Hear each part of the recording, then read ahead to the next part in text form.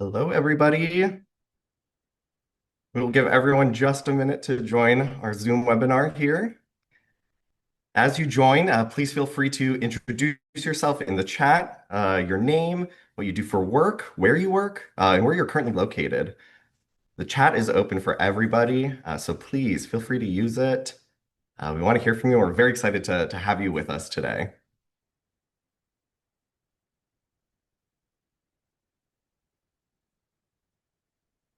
Welcome, welcome, everybody. And as you're coming into the room again, please feel free to introduce yourself here in the chat. And please make sure also when you are using the chat that you have your settings set so you are chatting with everyone and not just the host and panelists. We want everyone to be able to see your wonderful remarks and where you're coming in from today. And again, feel free to introduce yourself, your name, what you do for work, where you're currently located. It's so wonderful to see already. We have such a great international group here right now. We've got Prague, Canada, Belgium, Indonesia. Amazing. Of course, we've got our US friends here as well. Yes, welcome everybody. I also love seeing some amazing the names that I know as well. So it's wonderful to see some friendly faces in the audience here. But keep the chat going. We're going to slowly get started here. Again, just a quick, I'll go over this again later, but feel free to introduce yourself in the chat and make sure your setting is set so that you are able to chat with everyone and not just the hosts and panelists. And you can do that at the bottom of your screen where the chat is, that little blue button for you can toggle between everyone and hosts and panelists. All right, well, welcome everyone to Rewriting the Leadership Playbook, Innovative Ideas from the Executive Program. This webinar features 18 incredible media executives and leaders from around the world who have just completed their year-long journey as participants in the Executive Program in News Innovation and Leadership here at the Craig Newmark Graduate School of Journalism at CUNY. These presentations that they will deliver are the culmination of their capstone projects that they've been working on during this time. My name is Kyle Plants, and I am the Senior Director of Leadership Programs here at the Newmark J School, and it has truly been an honor to work with these amazing people over the last year. And I will be your MC for today's event, so you'll be seeing a lot of me throughout the webinar. Just very briefly, the premise of the capstone and what these amazing journalists have been working on is to help identify problems or challenges they are facing in their newsroom or in the media industry, and then to showcase possible outcomes, strategies, and solutions to those problems that they've identified. We're so excited to hear from our cohort today, and I just want to give a big thank you already to Marie Gillot, Anita Zelina, Emma Myant, my wonderful team that helped make this possible today, Luciana, and I want to thank our instructors, coaches for their expertise and guidance as they worked with these incredible executives on these projects. And many of them I see are here in the chat as well. So again, great to see some friendly faces. I also just want to quickly thank our funders and people who have made this participation possible. For many in this cohort, with the Knight Foundation, Google News Initiative, Media Lab Bayern, the Helsing Somnat Foundation. And I just, again, want to thank you all so much for joining us today. All right, before we get started, I want to invite Anita Zelina, who is our program founder, senior advisor, executive in residence. She wears all the titles, but she is such a core and heart of this program, and I would like to invite her to say a few words. Welcome, Anita. Thank you, Kyle, and hi, everyone. It is a true honor to be here with you today. Here, that actually means New York, so if you hear some horns bumping or some noise, that's just us trying to make it as New York as possible because we're in the middle of Manhattan, close to Times Square here. As Kyle mentioned, I had the tremendous honor to work with this program over the past years. We are now graduating the 5th cohort. We're entering about the group of about 100 alums, I think in program years, if you count them as dog years. That pretty much means we're close to retirement, but I can guarantee you we are not. Totally on the opposite. We're so excited to have new leadership for this program with my fantastic colleague, Kyle Plants, who just got announced, as program director and is taking over the helm of this program, and our wonderful colleague Cynthia DeBose, who is going to be the lead coach and head coach for this program going forward. I'm also going to keep involved in this program, and I'm super excited about that. You don't want to hear from me. You want to hear from the fantastic participants in this cohort. So I'll be done in just a second here and hand back to my colleague Kyle. But I just want to say that this year, obviously, was specifically exciting. The media industry is facing such a tremendous shift with generative AI, obviously business challenges around trust, opportunities around new business models, new way of storytelling. Many of the participants in this cohort have tackled challenges that I think are so crucial for the future sustainability and innovation in the media industry.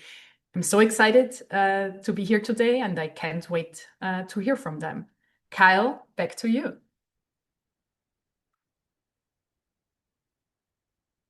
Thank you so much, Anita. All right, so just some quick housekeeping before we dive into the presentations. I know you're dying to hear them. We want to keep the chat as interactive as possible. All of our presenters are here in person, as Anita mentioned, in New York City, but they will also be in the chat after and before their presentations to answer any questions or see any comments that you have for them. So feel free to drop those in the chat at any point. Again, make sure you are sending those messages in the chat to everyone and not just the hosts and panelists. As Anita mentioned, I always have to say it again, we're in Midtown Manhattan right now, and it is both really hot here, but also, we hear sirens that go by on the street, and we also hear drilling sometimes. So I apologize for any background noises there, but we'll try to limit us as much as we can. And again, if you have any questions throughout the presentations, feel free to put them in the chat and they'll respond when they are done presenting. All right. So first up, we have Thomas Aagaard, who is the managing editor at Zetland in Denmark. Welcome, Thomas.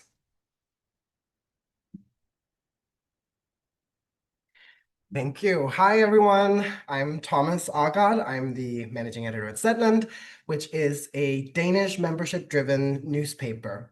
And for the past year, I've been grappling with this one big thought, which is, what if it might be time for us to kill the article? But before I get to that, let me just start with stating some of the problems that I think a lot of us already know across our industry. Some of the problems we all have faced over the last couple of decades. We've really weathered at least 3 major disruption waves. First, the internet pushed print to digital. Then social media and smartphones changed how people consume journalism and redirected a lot of ad revenue to new platforms. And now, as Anita just said, we're kind of in the third boom where AI is reshaping very rapidly how news is made, found, and understood. And I think you can see the impact quite clearly when you look at, for instance, this graph from Reuters that came out last week in the Digital News Report. It shows what I think a lot of us know already, which is that traditional media don't necessarily have a monopoly on people's attention anymore. Where people once turned to traditional media, like TV and radio and newspapers, to find information about the world, they're now turning to TikTok, YouTube, Spotify, and that's not just a business problem for traditional media, it's also a democracy problem, because we're not just here to inform people about the world, we're here to help people belong, to provide common ground in a divided world. So, how do we do that? I believe that we have an opportunity in this moment to rethink journalism's role in society, not as a service of information, but as a service of belonging. In my Capstone project, I argued that we need to invent new journalistic formats that are personable, personalized, and participatory. That's really the North Star that we're now building toward at Zetland. And in order to get there, we've made a big decision, which is that we are killing the standalone article, which used to be the backbone of our product. And we're doing that because it no longer serves what our members want. We can see it in the data. They are engaging with a lot of other story formats for us.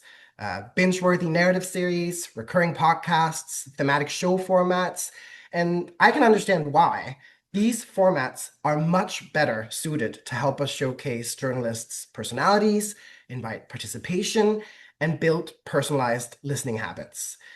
It's a better product match for a membership-based newsroom, simply. Obviously, you don't kill the standalone article from one day to the next. We've been working on making this shift for a long time. We've put journalists and product people and designers into brainstorming sessions with each other. We've called our members and asked them how they find information in the world. We've traveled across the country to talk to people about what keeps them up at night. And for the past year, I've spoken to a bunch of brilliant and inspiring people who are rethinking journalism themselves. That's Ariel Sorolnik, Anita Selina, Elizabeth Hansen Shapiro, Nikita Roy, Jeff Jarvis, many more. And their insights have helped shape our thinking, especially around coherence, membership, and risk. But also, more specifically, they've inspired some of the thinking behind a new framework for developing recurring podcasts at Zetland. We call it the Program Factory. It's a 5-phase process for developing new podcasts, and at its core is a standing committee made up of editors, product leads, and audience experts that get together around the same table when we're developing new podcasts. The key principle is that no show goes forward unless all 3 departments believe in it. Editorial, product, and marketing have to be aligned from the start.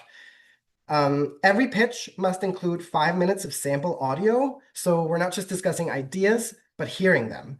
And if we like what we hear, the project moves on to the planning phase, where we explore if we have something viable, then a dummy phase, where we produce a prototype episode, then a designing phase, where we make the visual and audio identity of the show, and then in the end, we launch the show in a beta production, where we receive feedback from our members and set up KPIs for the show. This framework is developed with inspiration from Pixar's Brain Trust and New York Times Games team, filtered through Zetland's mission and member focus, and is made to help us ensure that even while we move fast with producing new formats, we're producing lasting productions that we believe in. No experimenting on air. The goal is to receive 25 pitches into the factory and have 8 go into beta production by the end of the year. So far, we have 4 new shows in development, all set to launch by August. And by the end of the year, we're planning to have launched enough new podcasts to have replaced our standalone articles. Of course, there's risks to doing this. We're unbundling our product. Like maybe people will start coming to Zetland for one podcast over the mission. We're shifting skill sets. We are still evolving success metrics. But the risk of not changing is that journalism becomes irrelevant. And we believe that the reward, a journalism that not just moves people, but moves with people and their needs, is worth it. So what now? Now we get to work. We're not just building new formats, we're building a new relationship with the public. And I think that's our job now, not just to inform, but to resonate. Thank you.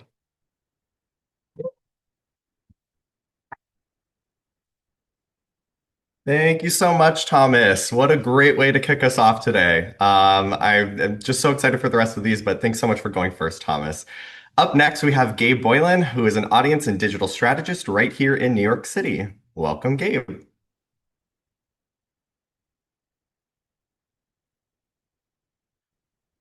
Hi, I'm Gabe Boylan. In my career, I've worked in audience-focused roles across news media, entertainment media, and tech. It's always felt like a somewhat undefined space, a basket containing a whole lot of various tasks and responsibilities. But the unifying factor has changed. The work, the priorities, the platforms, the formats, all of it is pretty much in constant flux. This comes with some serious challenges. Yet, I believe it also makes folks working in audience uniquely suited to the current moment in media. As a number of today's presentations show, the present media landscape is undergoing seismic shifts. So I thought, who deals with change as a constant already? As ways of consuming media change, audience teams are compelled to adapt and lead the way. This can make it challenging to determine long-term strategy, stick to goals, manage leadership expectations, and effectively lead a team. But from my own experience, and those of my peers, I know that audience folks always find ways to manage it. As part of the executive leadership program, I've read lots and lots about change management. And I wondered, could these models be helpful for audience workers to manage the chaos? Having experienced these challenges firsthand, I sought to understand how other audience professionals weathered these storms and managed continuous change throughout their careers, and to see if I could map it onto change management or vice versa. So here was my plan. I spoke with seasoned audience professionals and media leaders who had worked in audience, from nonprofit, for-profit, large, small, news-focused, and lifestyle publications, aiming to find common strategies and approaches at diverse outlets. Meanwhile, I read extensively about change management and how teams use these models to tackle huge, even existential threats to their businesses, thinking how it could apply to the realities of audience work. There are lots of models of change management. My project focused on John Cotter's 8-step change management model, which maps how to approach change through steps like creating urgency, coalition building, strategic planning and vision, enlisting a volunteer army, and finally instituting a culture of change. I asked my interviewees about some of the things that have been problem areas for me in my career, namely generating the real urgency that people respond to, engaging with other parts of their organizations, managing their teams and the needs and expectations when needs and expectations are constantly shifting, and fighting burnout and churn. Then I melded these responses with concepts from change management into 5 key principles that can guide audience folks or anyone dealing with rapidly changing realities. Perhaps the most important principle is this one, and all of the respondents spoke about the need to make adaptation and innovation a constant.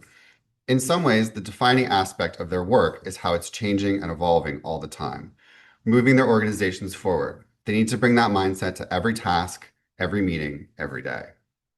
Ryan Kellett boiled it down perfectly here, pointing to how audience teams need to always be a step ahead, sensing change, testing, and being always ready to pivot.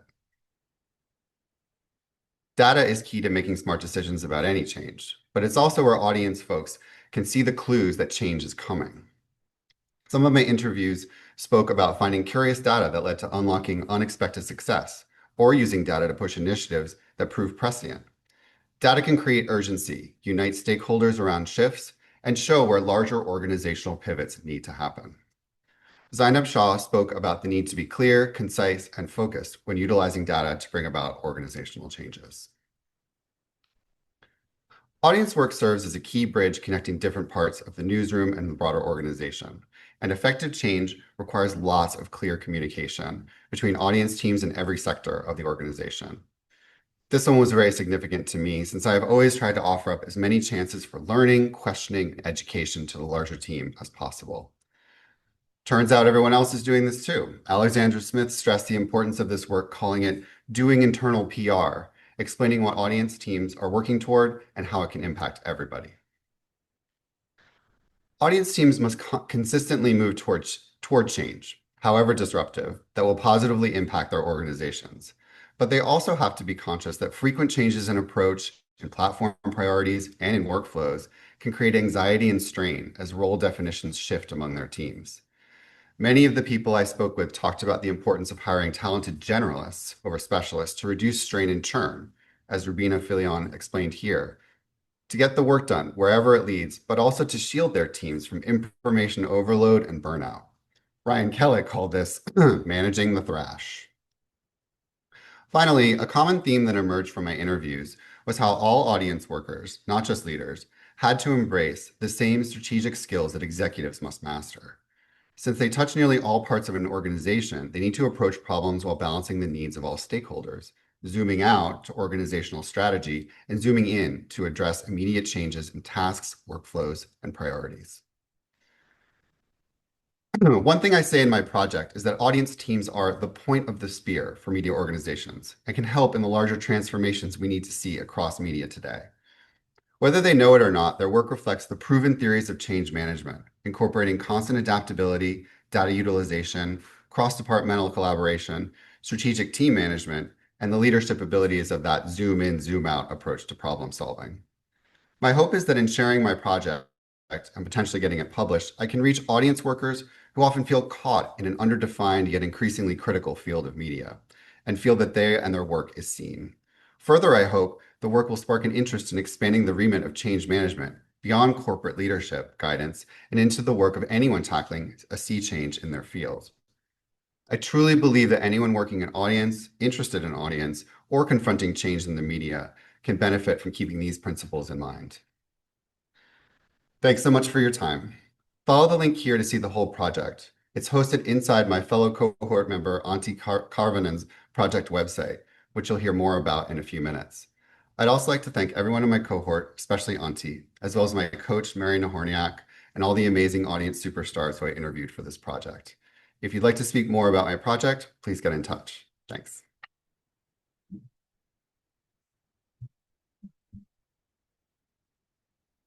Thank you so much, Gabe. All right, let's keep it going with Paris Brown, who is the publisher of the Baltimore Times. Welcome, Paris.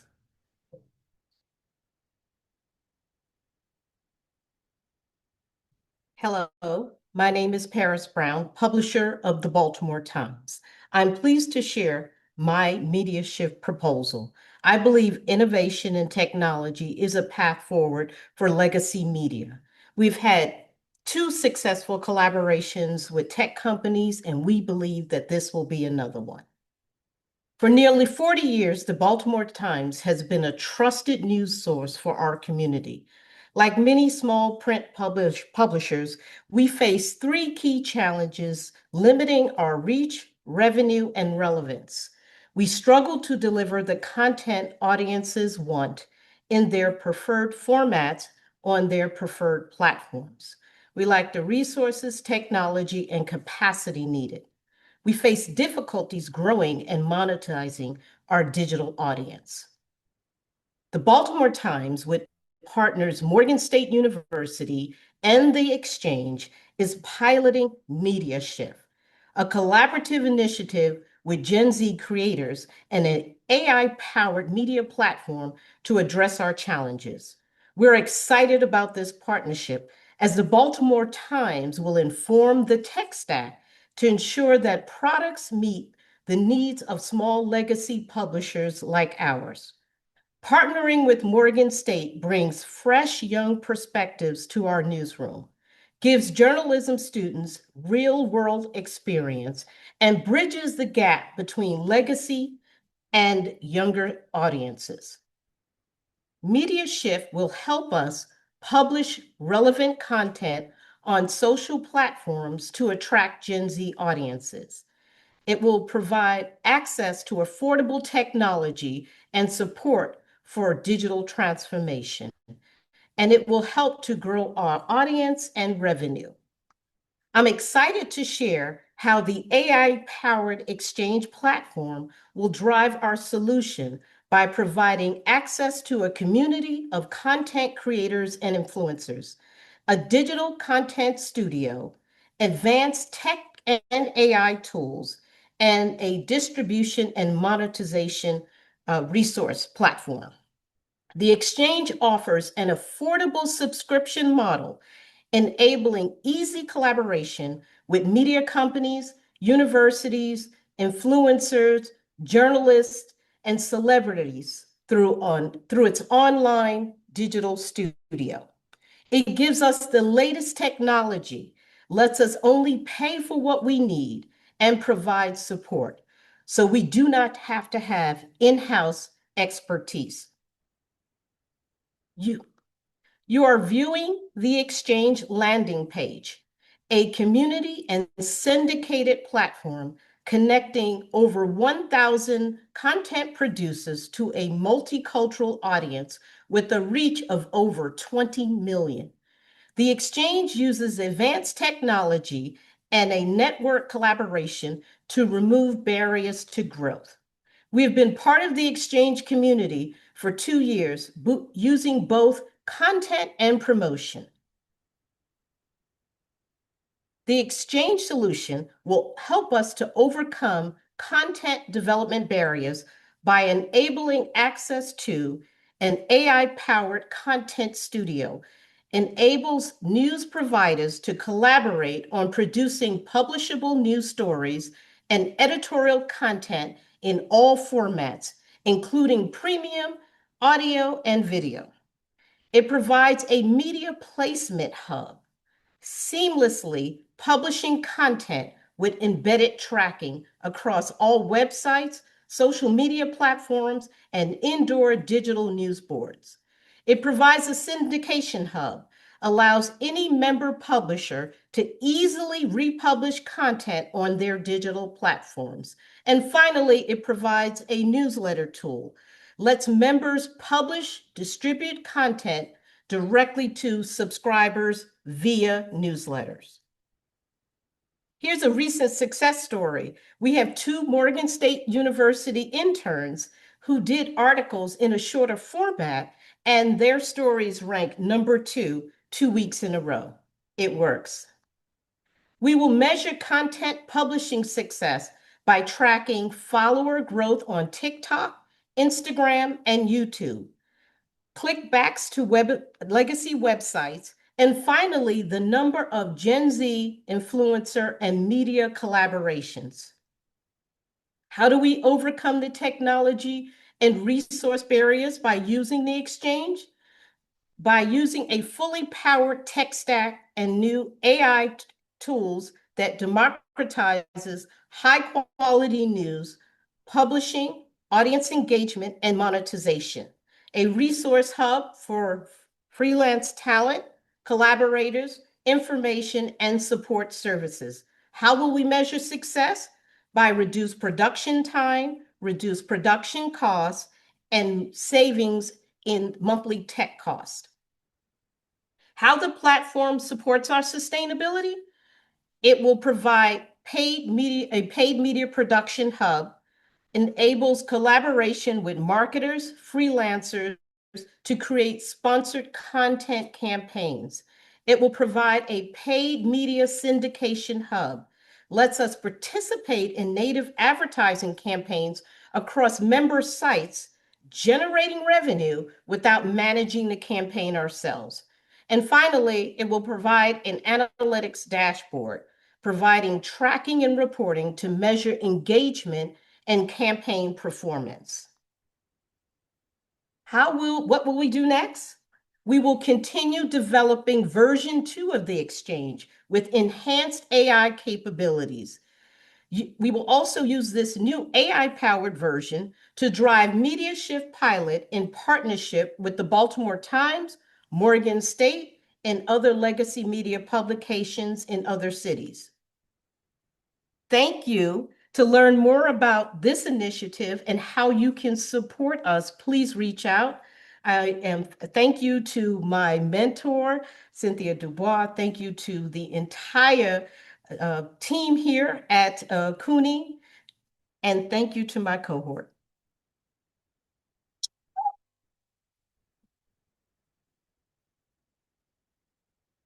Thank you so much, Paris. When I think of, and congratulations, by the way, on Digital Innovator of the Year by the Local Media Association. That's such an honor. We're going to talk a lot more about AI in the rest of our presentations too. But up next, we're going to shift gears a little bit and talk about subscription strategies. We have Paulo Celso Pereira is the executive editor of O Globo, and he's based in Brazil. Welcome, Paulo.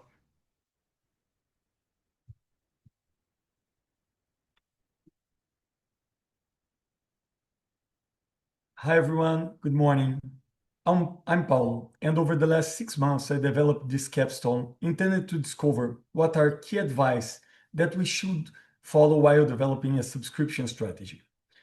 The idea was to go beyond the funnel theory that in general suggests you should amplify your reach to someday convert the readers in subscribers.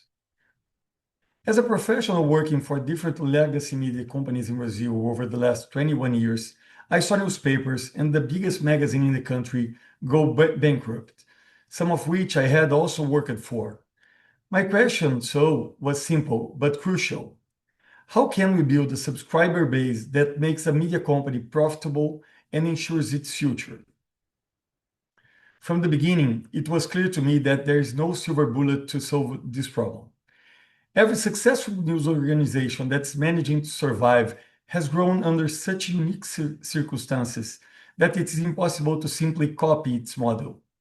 But we do have many good initiatives and principles that can inspire us.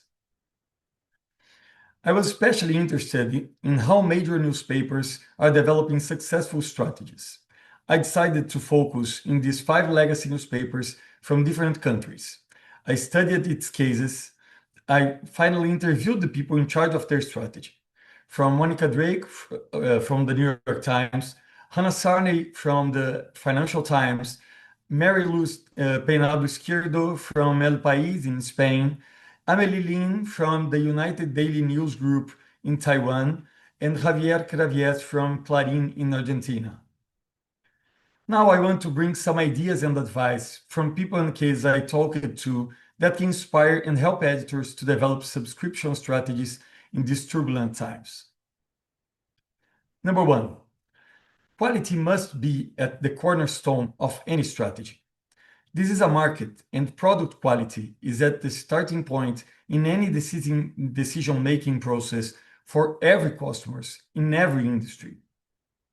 The most relevant subscriptions drivers for these newspapers were exclusive and high-quality stories, scoops, explainers, columnists, as Financial Times does with Martin Wolf, or El País building scoops about sexual abuses in Spanish church. But since 2012, the whole industry received the lesson from the Snowfall multimedia piece from the New York Times. Yeah, we must do great journalism, but we must be impactful and make important things interesting. Number 2, all 5 of these newsrooms also have another thing in common. They are trying to be part of readers' life, hearing them, trying to understand their needs, and creating the products that attend them. There are many great examples of how these newsrooms are being part of readers' life. From the newsletters of El País that have reached 800,000 readers with topics like sleep well or manage your finances, to the bundling strategy of the Times with games, cooking, Wirecutter, until the 365 Club from Clarín that gives coupon discounts in different stores, gas stations, drugstores. Number 3, none of these 5 newspapers are working just to amplify reach. All these companies developed tools to focus on the small percentage of readers who are most likely to subscribe. The United Daily News Group from Taiwan went beyond that to rebuild the way they produce news to just focus on the most loyal readers. I know this workflow looks complicated, but essentially, they start the whole production process by looking for data from an AI-powered tool. Then they better understand the subjects and approaches on what loyal readers have consumed most over the last hours. Only after that, they started to develop the stories. The workflow was established in 2021, and from 22 to 24, subscriptions more than tripled, and the number of registered members passed 7 million people. Finally, the number 4. The subscription strategy must be built under a clear mission and vision for the whole company. All the people need to know why they are developing this strategy, how they will do it, and in what sense it is different from the other companies. And no one has done it better than the Times. Its subscription strategy completely changed in 2011 when they launched their paywall. And over the following years, they created 3 reports that were crucial to align the company's team around a clear mission and vision for the future. To conclude, there is a lot of pessimism with our future outside. But I leave you with this provocation from Greg Piesciuta, that is researchers at the International News Media Association. The problem is not whether people will pay.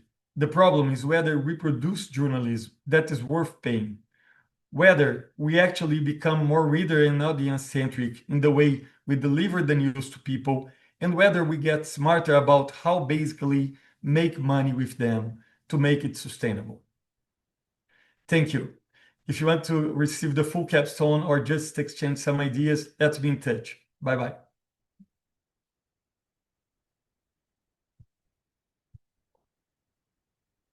Thank you so much, Paulo. All right, let's keep it going with Tara Francis Chan. She is the Director of Operations at The Trace. Welcome, Tara. Thank you. So my capstone actually started in my previous role where I was a co-founder of one of the very first worker-led nonprofit newsrooms in the US, The Appeal. The Appeal was part of a really recent wave in our industry focused on care, the way we're really supporting our journalists at work as the people that they are.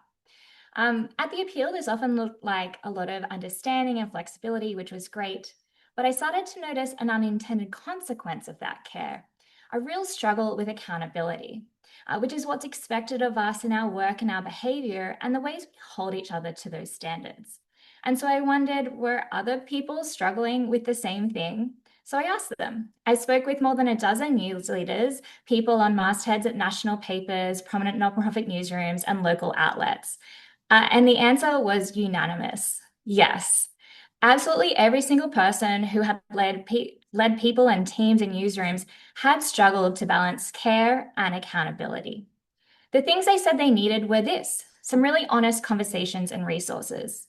But they also wanted new ways of trying to figure out how to balance care and accountability. So that's what my capstone focused on. For a very long time, we've thought about care and accountability as being on the opposite ends of a spectrum, and we're always trying to find this impossible middle point.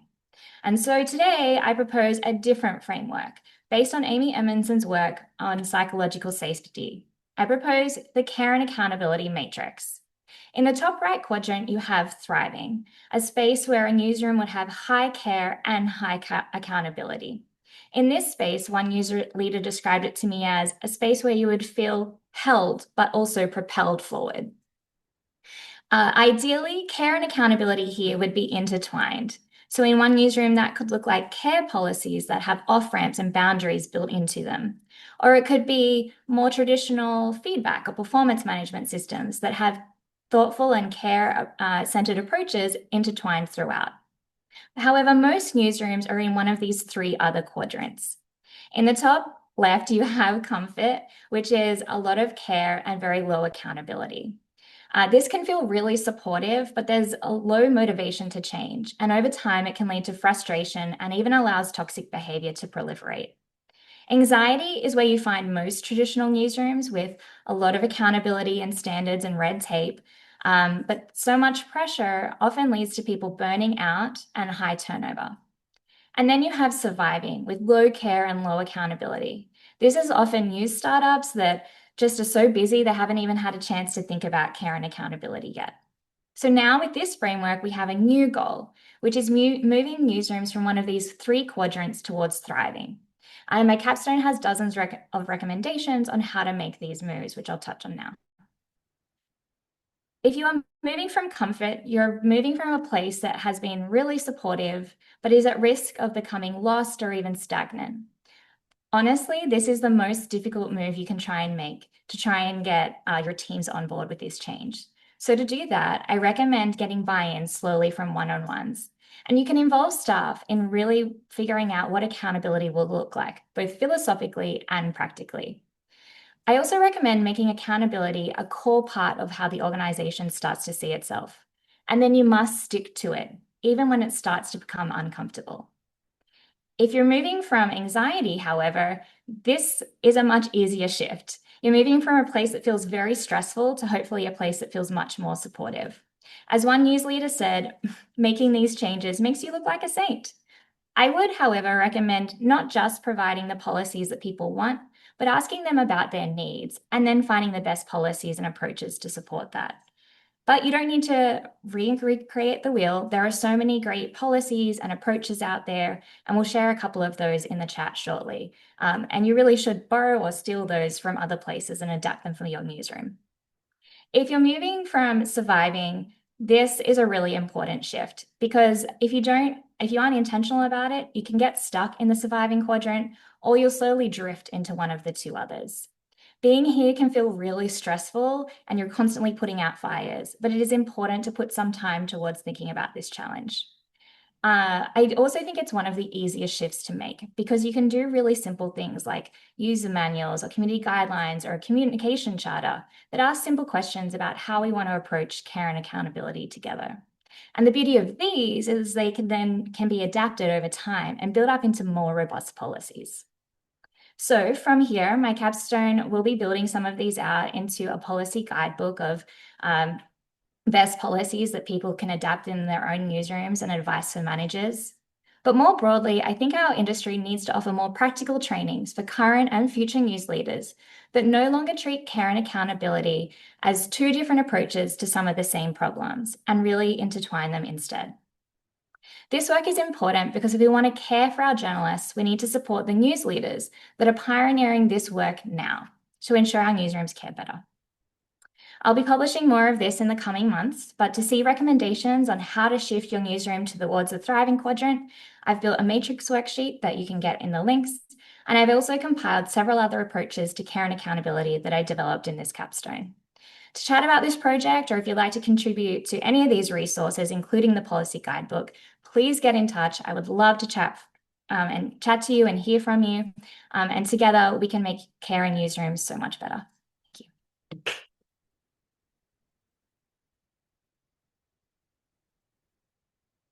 Awesome. Thank you so much, Tara.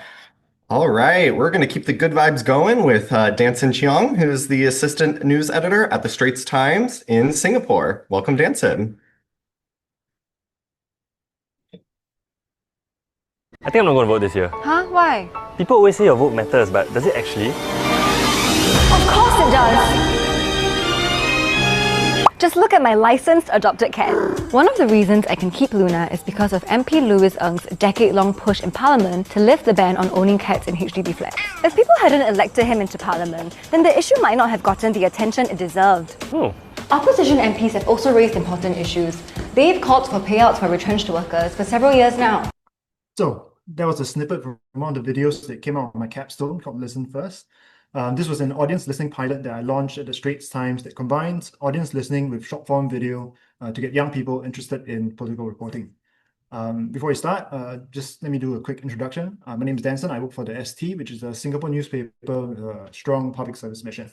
And this project actually was quite challenging for me. You know, I've worked in editorial for 11 years, first as a journalist, then as a foreign correspondent, and now as an editor.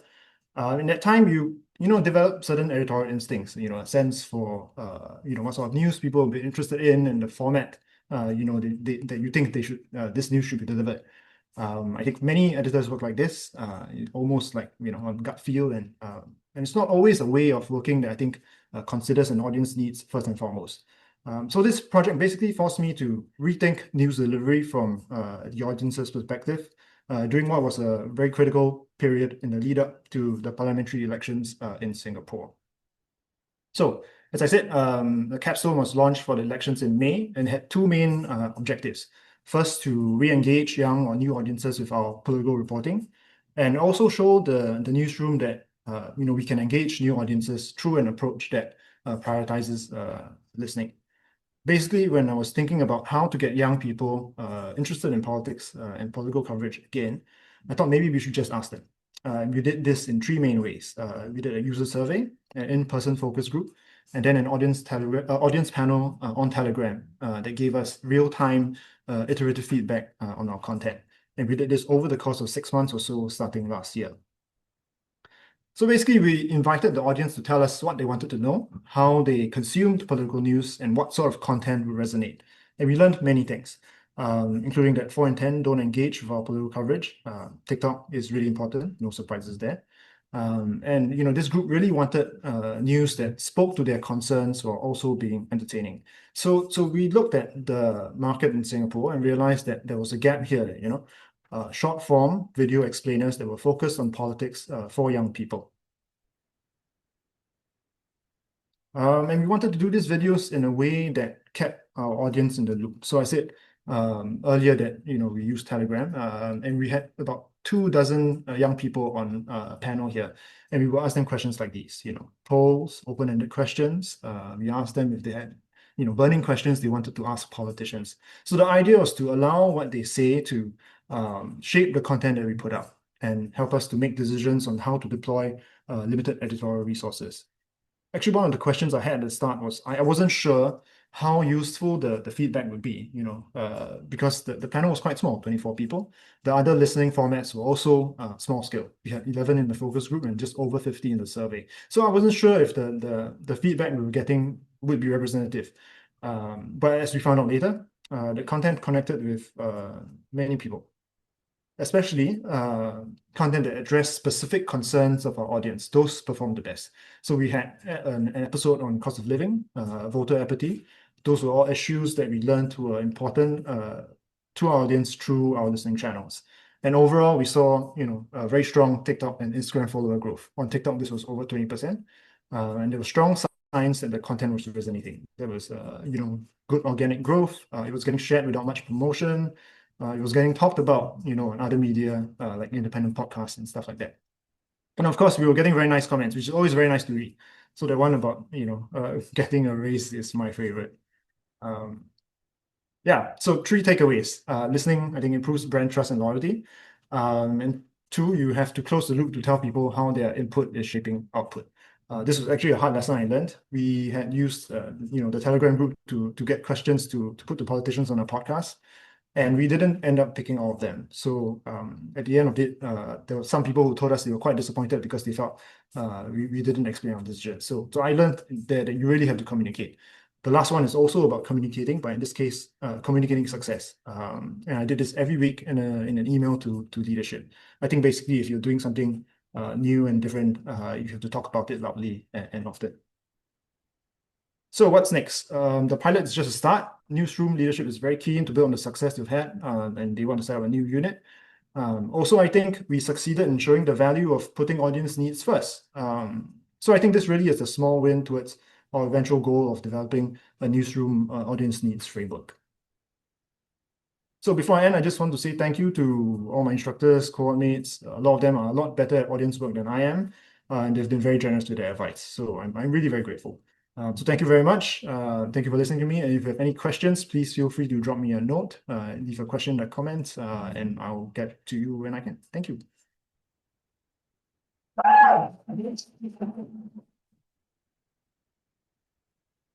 Thank you so much, Danson. I love the hearing about effective listening. That's a common theme that you're going to be hearing through a lot of our presentations today. We're going to keep things going with Mariah Craddick, who is the Executive Director of Product at The Atlantic. Welcome, Mariah. Awesome. Thank you so much, Kyle, and thank you for the warm introduction. For the last couple of months, I finally had the opportunity to explore a question that has honestly been swimming around in my head for years, which basically is if the product in our industry is the news, then why are product teams and news teams more collaborative than they currently are? So everyone in this room and on this Zoom is more than familiar with all of the various headwinds that our industry is facing, from the generative AI disruption to declining trust and relevance to the platforms constantly shifting all around us. And nothing seems to feel certain. And I think we're all wondering, how exactly can we be successful in the face of all of this? Well, I think about all the things that we talk about on a daily basis in this industry, from how we need to better understand our audiences to how we need to experiment more and rethink traditional storytelling tools and delivery methods and formats. And to me, all of this starts to make me think that in order for newsrooms to truly be successful and to compete for attention in this next era, to be relevant to people's lives, we can no longer operate as if news is not a product. And news organizations can no longer treat product teams as sidecars to the rest of the news operation. So the current reality for a lot of our news organizations looks a lot like this, with newsroom and business operations existing in 2 different realms. And then you might have all of these various functions that exist on both sides, but there's a clear divide when it comes to the literal org chart, but also when it comes to the culture, daily interactions, and maybe even goals. And product teams can sometimes get mistakenly, or in some cases purposefully, siloed off from the newsroom, which is to our overall detriment, because you can't and you shouldn't separate the core of what we do, which is the journalism that the newsroom produces, from how audiences engage with and experience it, which is what the product team creates.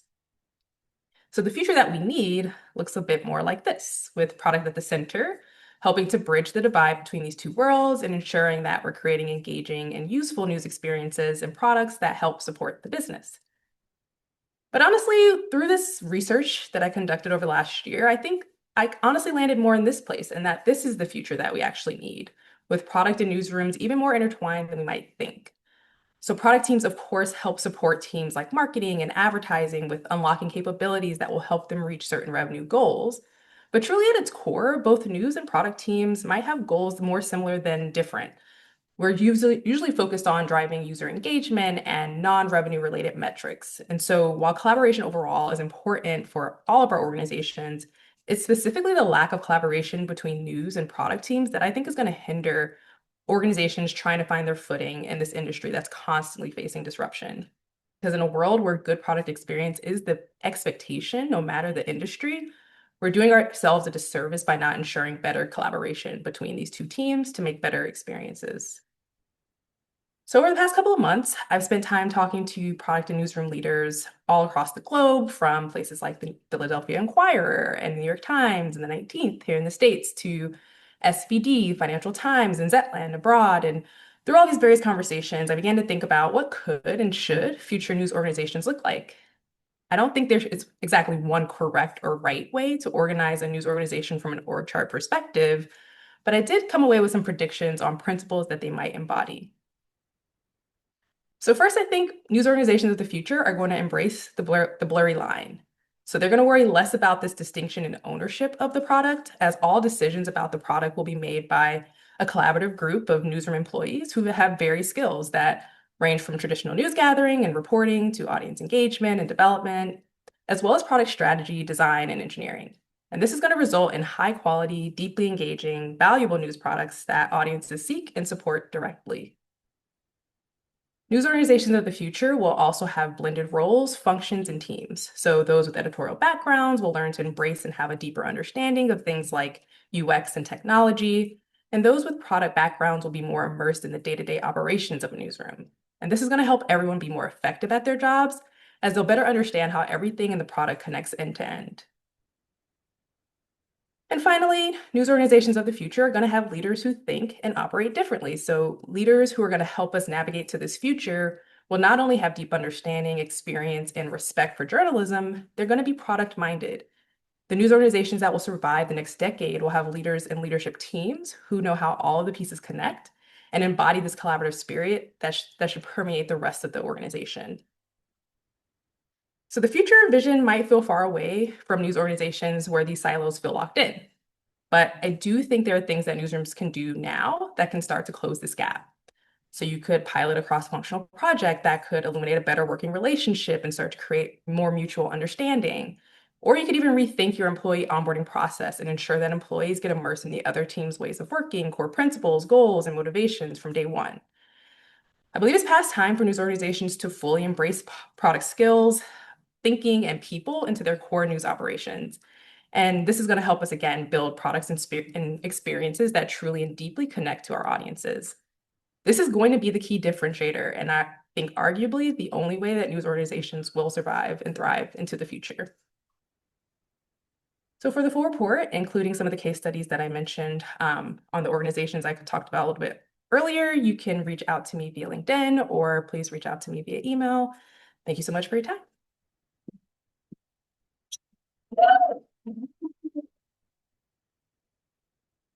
Fantastic job, Mariah. Thank you so much. All right, up next we have Antti Karvanen, who is the head of digital at Aalada in Finland. Welcome, Antti.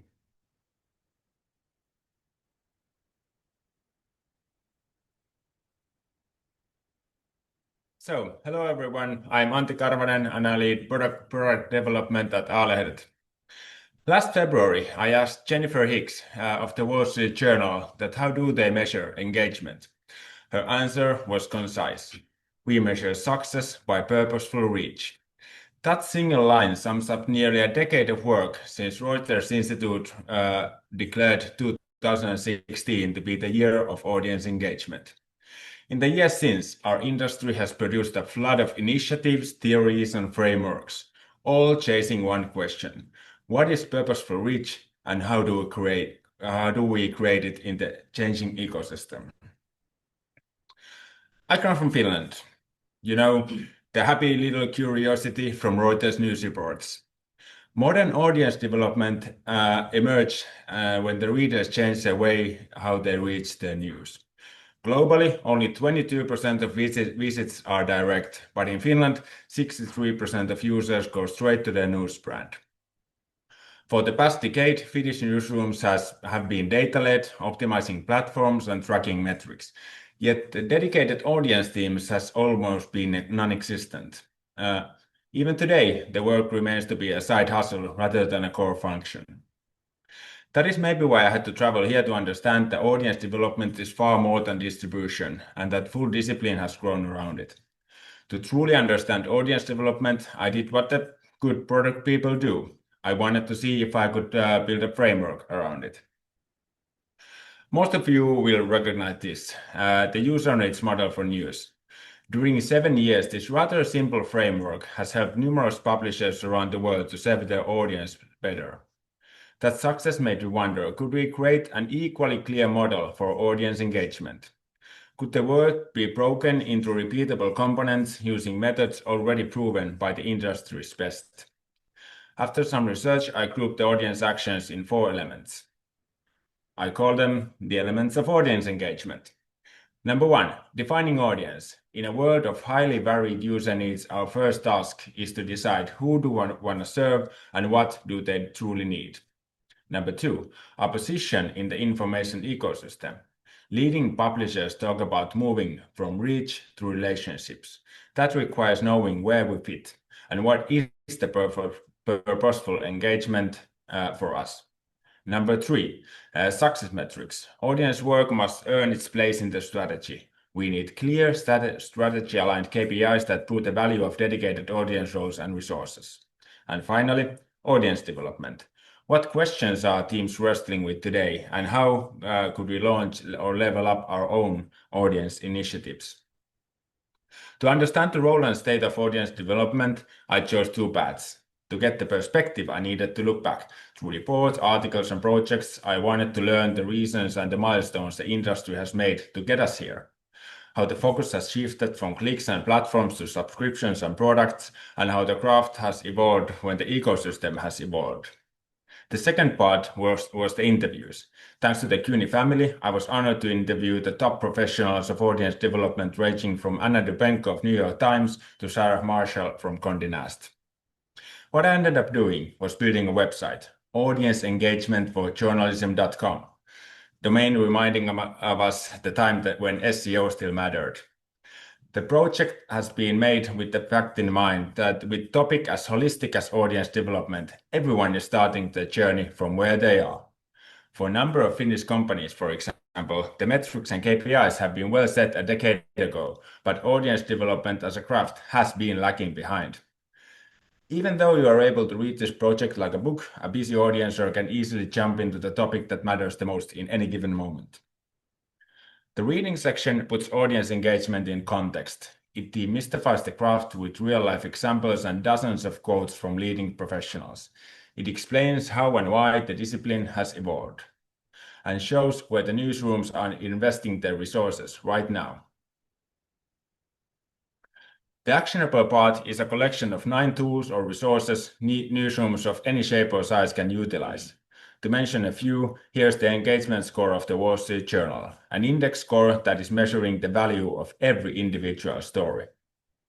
And here is the Atlantic's first best actions. After a reader subscribes, the team tracks a handful of early behaviors that most reliably predict whether the person will still be a subscriber after 12 months.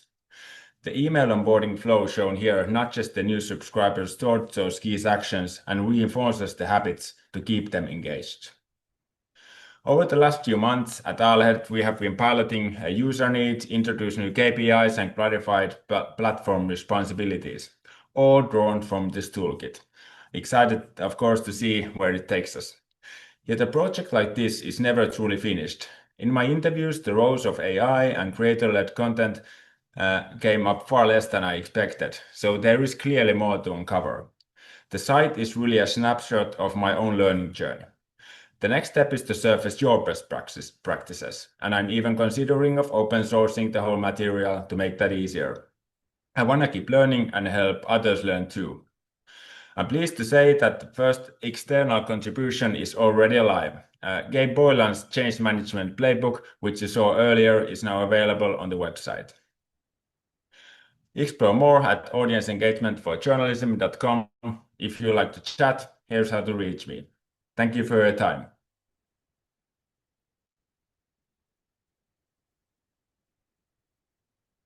Thank you so much, Antti. All right, up next we have Gary Lavariere, who is the Chief Revenue Officer at the Berkshire Eagle. Welcome, Gary. Well, good morning, everyone. Before I dive in, I want to thank the Berkshire Eagle, the CUNY faculty, and my cohort for supporting me throughout this program.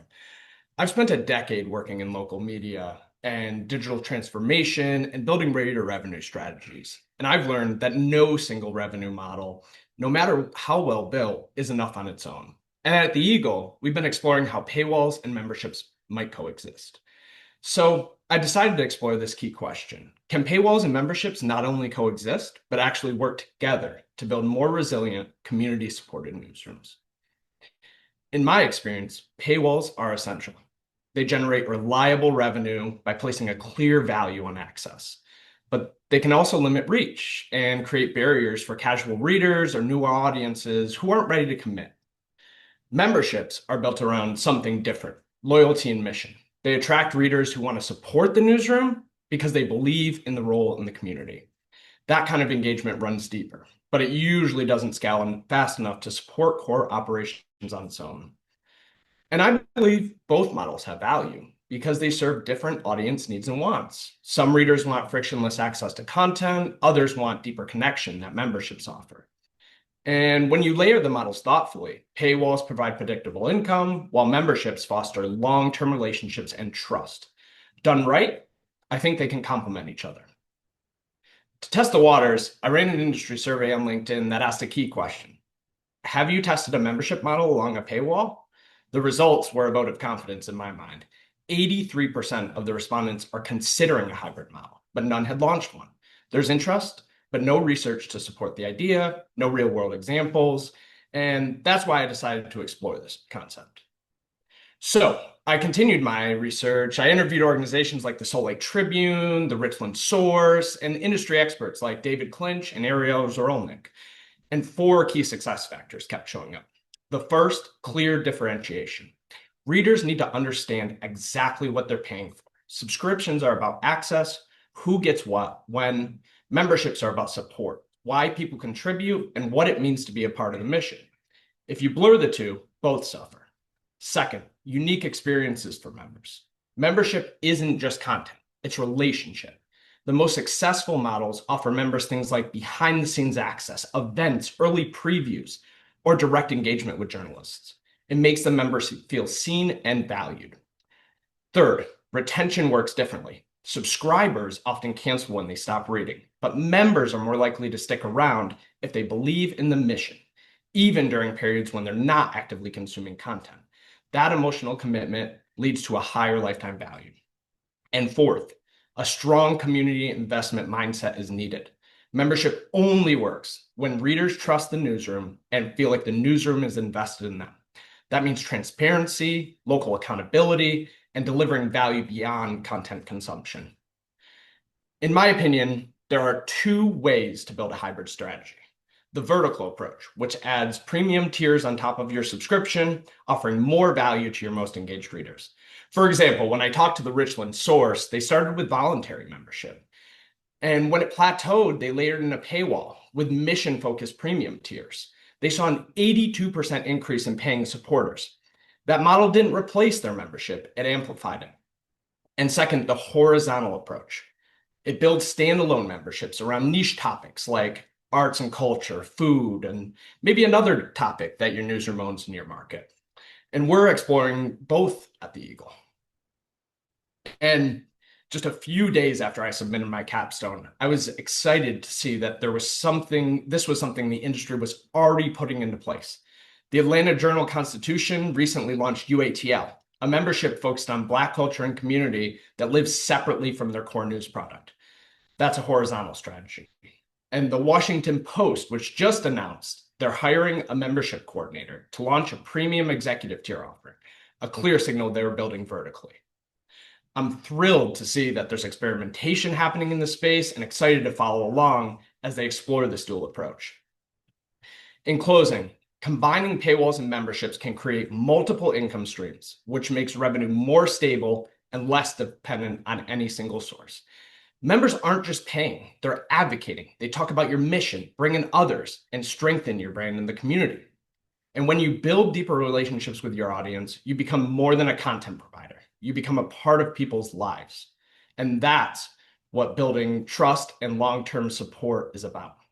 This isn't just about generating more revenue, it's about building something more resilient, more relevant, and more connected. Thank you for your time. If you're exploring this and want the full report, connect with me on LinkedIn or reach out via email.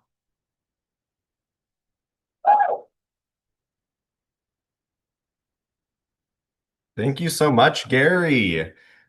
All right, y'all, we're halfway through these presentations already. I can't even believe it. But we still got a few more to go. So let's keep the energy up. Let's keep the chat active. And up next, we have Ross Maghielse, who is a deputy managing editor at the Philadelphia Inquirer. Welcome, Ross.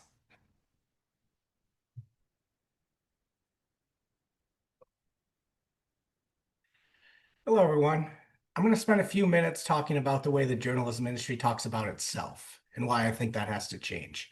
This is a top-line summary of a longer research report that I'll be publishing in a few days. Many of the problems facing journalism are well known: declining trust, shrinking audiences, eroding revenue, and an increasingly exhausted workforce in particular. I'm presenting here the culmination of several months of research and reflection into how those issues are connected, and in my view, are being accentuated by poor messaging. The Capstone's premise is that journalism needs a rebrand, one that emphasizes its appeal, not just its purpose, its value more than its importance. And it outlines how that can happen, in part by enlisting the advertising industry to help journalism reconnect with the audiences, business partners, future journalists it so badly needs, helping reset and strengthen the relationship between the news and advertising industries in the process. Before going further into this, I want to take a moment to highlight an important point that's become clearer both through my research for this project and in conversations I've been having in my day-to-day work and life. Journalism is not just a shrinking industry, but increasingly becoming an unappealing one. The quote here is from a junior journalism student at Temple University in Philadelphia. It reflects a near universal sentiment that was shared in a survey of student journalists I conducted for part of this project. These are the people we're going to need to change and grow the industry for the better. And that won't happen if they're burnout or disillusioned by it before they even get in the door. Let's look closer at journalism's messaging. As an industry, we often speak about journalism as a civic imperative. We say it's crucial to democracy, vital to information ecosystems, essential for society. I believe all those things are true, but they're not effective selling points. The audience isn't responding to moral urgency. They're responding to perceived value or the lack of it. What I'm arguing for is that mismatch where we oversell the importance and undersell the relevance of what we do is a significant contributor to journalism being where it is today, an industry that thinks more highly of itself than everyone else does of it. So what does change look like? It starts with reframing journalism not only as a civic good, but as a dynamic product that people want to engage with. That's the crux of this proposed rebrand. Stop selling journalism as a moral mission and start showing it as an interesting, helpful, dare I say, enjoyable part of daily life. The blueprint proposed in this project builds on that. It calls for a deeper collaboration between journalism and the advertising industries, two fields with storytelling in their DNA. This isn't about spin, it's about focus. We need to stop trying to convince people that journalism is worth saving and start convincing them that it's worth their time and their money. Here's a little bit more of what that shift in messaging could look like. From journalism needs support to what journalism offers is useful, helpful, innovative, and so on. This has been done before. Take the now iconic Got Milk campaign that was first launched in the 1990s. It was in response to the declining dairy industry struggling with relevance and consumer disinterest in its core product. that might sound familiar. The campaign was designed to boost the industry overall, as opposed to promoting one specific company. It wasn't a lecture on calcium intake or the important work that dairy farmers do. It was fun, and it became a pop cultural phenomenon. It also worked. The full project gives more details on the outcome of that. Here's where the opportunity becomes mutual. I believe that the pace of technological change is creating a world where the advertising and news industries are going to need each other more than ever. For advertisers, the digital ecosystem is becoming more volatile. Social platforms are increasingly toxic. Programmatic ad spending is often inefficient to wasteful. AI slop is going to be everywhere. Journalism, especially premium news environments, can offer an alternative to that.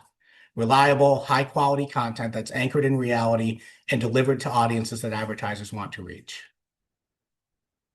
This is not necessarily a novel concept. One of the more encouraging takeaways from my research was that the group of stakeholders needed to pull this off would not be difficult to find.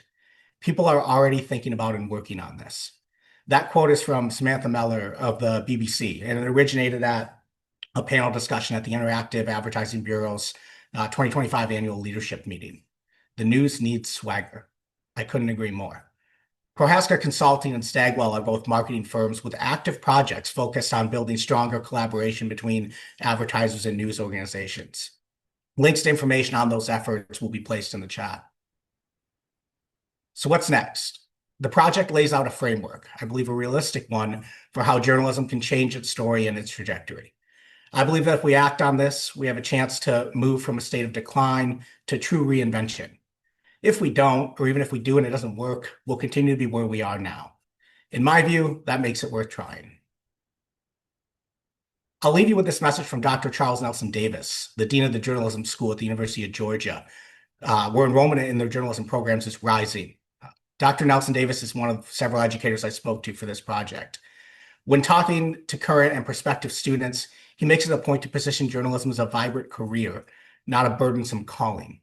That's a perspective I think our industry needs more of. Thanks for everyone on the call for listening. I also want to thank the J+ program staff and instructors at CUNY, my fellow executive leadership cohort members, as well as the management team of the Philadelphia Inquirer for supporting my participation in this program.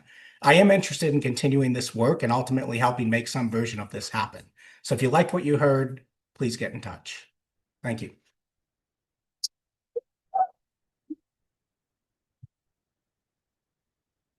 Awesome job, Ross. All right, up next we have Andrea K McDaniels. She is the managing editor of the Baltimore Banner. Welcome, Andrea.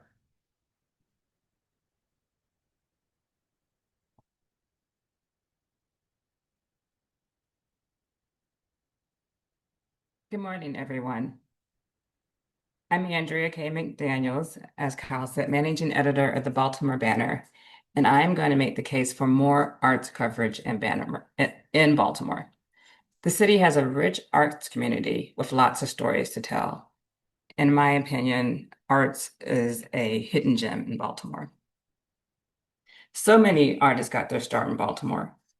Baltimore is the woman who created Michelle Obama's official White House portrait. It's rapper Tupac Shakur, actress Jada Pinkett Smith, and fashion designer Christian Siriano. It is this glass statue of a Black jockey recently erected ahead of Baltimore's Preakness Stakes. It is world-renowned artist Joyce Scott, who still lives in her West Baltimore neighborhood where she grew up.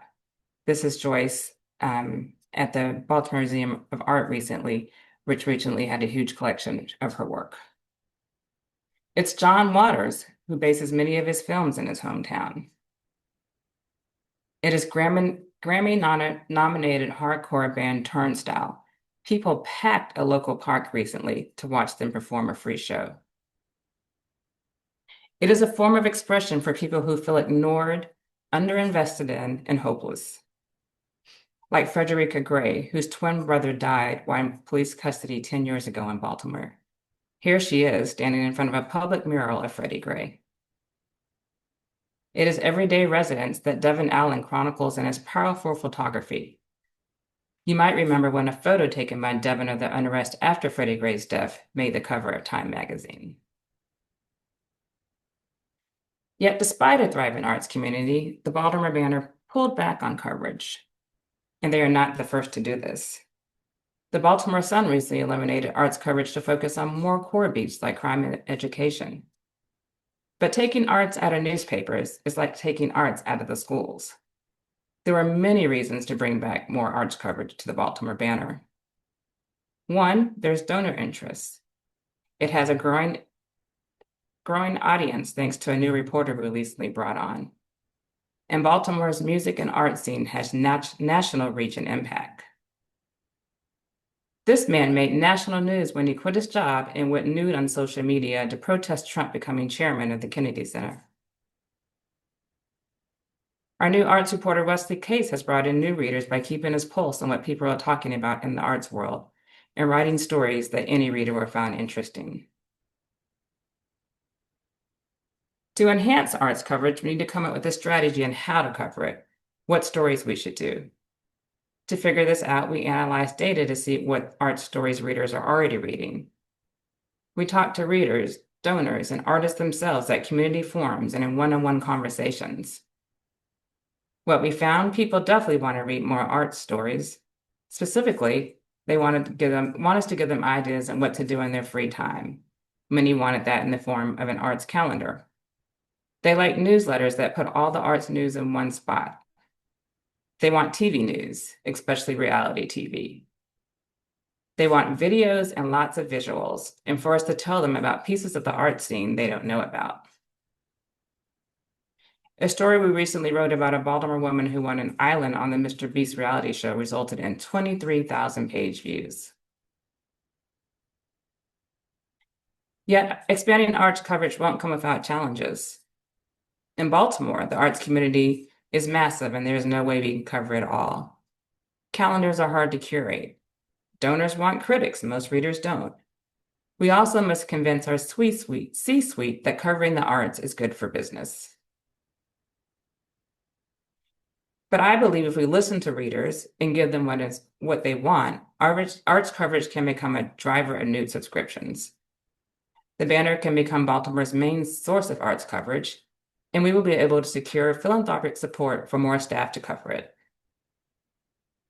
So how do we reach these goals? We introduce a weekly arts newsletter that makes it easier for readers to find the coverage. Plus, newsletters tend to convert subscribers. We emphasize trending stories so the Banner is always a part of the conversation of the day. We write the aha stories that tell readers something new about their community. We lean more into video. And we show the C-suite the data. Our new arts reporter has double the page views as our last reporter, showing that picking the right stories will grow audience. The arts is part of the identity of the city of Baltimore. It is what makes Baltimore such a vibrant and unique place. And with the right strategy, it can be a part of what defines the Baltimore Banner as well. Thank you for listening to my presentation today. I'd also like to thank CUNY and my wonderful cohort for giving me the opportunity to do this program and learn so much about leadership, and also the Baltimore Banner for supporting me in this. And also lastly, I'd like to thank my wonderful husband who always supports me in my career. Thanks.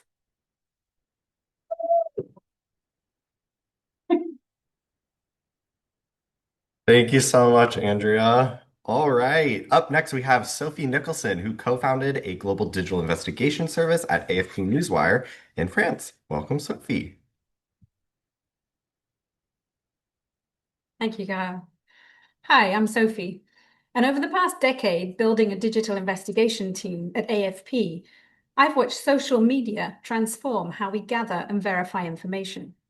AFP is one of the 3 major news agencies, and the only European one, with staff covering news on the ground and online around the world. I chose this picture of a Mexican cliff diver to represent my mixed feelings around the opportunity and risk of AI in journalism. As AI is transforming the way we work and interact, we can't afford not to jump in and take AI literacy seriously, whatever we feel about AI. I'm now building AI literacy at AFP after I first started looking closely at AI tools for fact-checking. You've probably seen realistic video news reports generated with Google DeepMind's Veo 3 in recent weeks. Some people are calling it the ChatGPT moment for generative video. Misinformation has always been easy to produce, but AI-generated content makes it harder to navigate reality. There are tools to help verify content, but they're only useful alongside human skills, like careful observation and looking for context. I've witnessed misunderstandings about how tools work for verifying information, and that was the starting point for my research around AI literacy in newsrooms. In the past 9 months, I spoke to a lot of people who've been thinking about and using AI for news gathering, verifying and delivering news. Many of them were in Europe, as well as Canada, the Philippines, and the US. They helped me define AI literacy as technical knowledge, what AI can and cannot do. Critical thinking, how to maintain verification standards when AI tools are involved, and report on powerful companies, and ethical awareness, aligning AI use with our core journalistic values. I looked at the evolution of attitudes towards AI within AFP in the past 2 years. While use of in-house tools has increased, views of AI as a danger to journalism slightly rose, while views of AI as a source of opportunity fell. AI forces us to ask many questions, including what makes journalism uniquely valuable, and where do we create public interest? If we use AI tools, how do we maintain critical thinking skills and the knowledge that experienced journalists pass to newcomers? How do we maintain trust and transparency? I tested a lot of AI tools during my research, sometimes wasting time, but also passing through a lot of information, particularly with Notebook LM, a popular tool among most of the journalists I spoke to. Some newsrooms now have AI teams and resources to develop AI tools, while many others are powering ahead with free resources.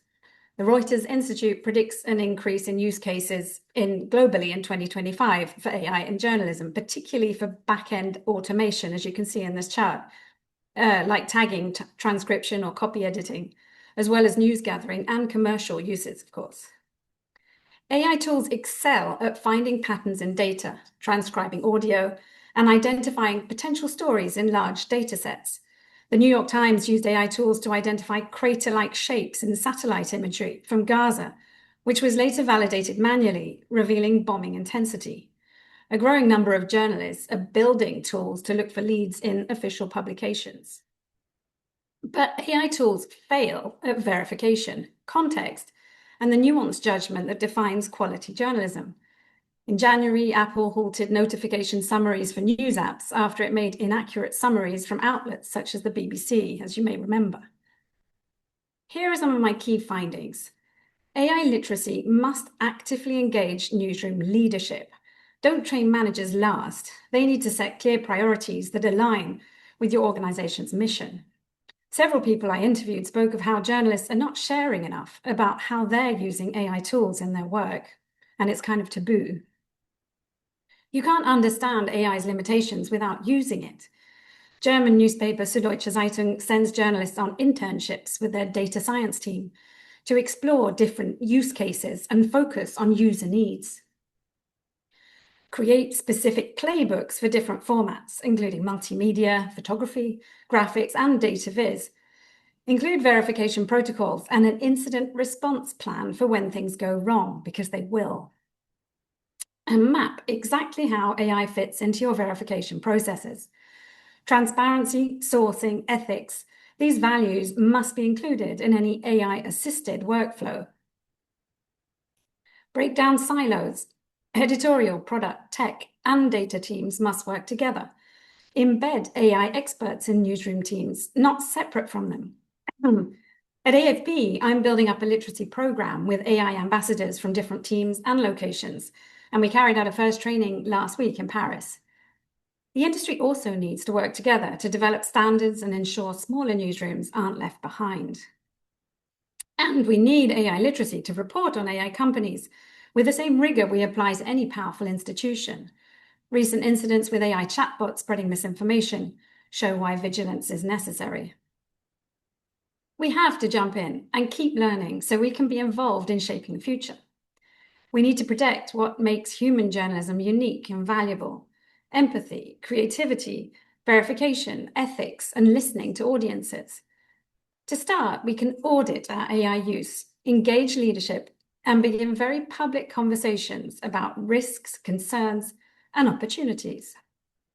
I'm carrying out a very short survey before I publish my project. If you'd like to share your thoughts on AI literacy, please take a look by using this QR code or the link in the chat. Thank you to the talented team at CUNY and everyone who's helped me with this project, and thank you for listening.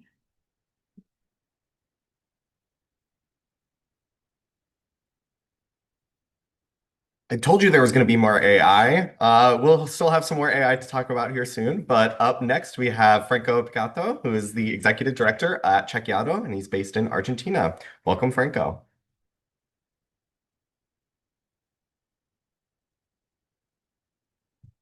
Hello, everyone. It's great to be here. Thank you, Kyle. Today, I'll share our journey from mission to market and how we are turning an internal tool into something bigger and what we have learned along the way. We know that public interest media face serious financial pressure around the world, and fact-checking organizations are no exception. Have a look at this. Nearly half of the organizations globally rely on Meta for funding, and yet Meta is pulling back from fact-checking. Also, US budget cuts dramatically reduce grants for independent media around the world. The clock is ticking. And this is not just about revenue, it's about resilience. So we ask ourselves, can a non-profit such as Chequeado create products that first generate revenue, reduce dependence on external funding, and stay true to its mission? In order to answer that question, instead of chasing new shiny tools, we looked inward. We already had a set of digital tools built to solve real problems in our newsroom. We had a transcription tool, monitoring tools, calculators, trends panels. So we realized that we could work to turn an internal tool into public value. In other words, the value was already there. We just had to unlock it. The journey was a step-by-step strategy. We started with research. External advisors analyzed our full portfolio of in-house technology. Then we benchmarked. The team spoke with 10 stakeholders across Latin America.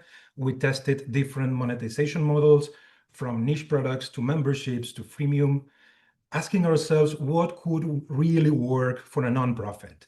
And we selected the strongest candidate, the one with the best mix of demand and mission fit.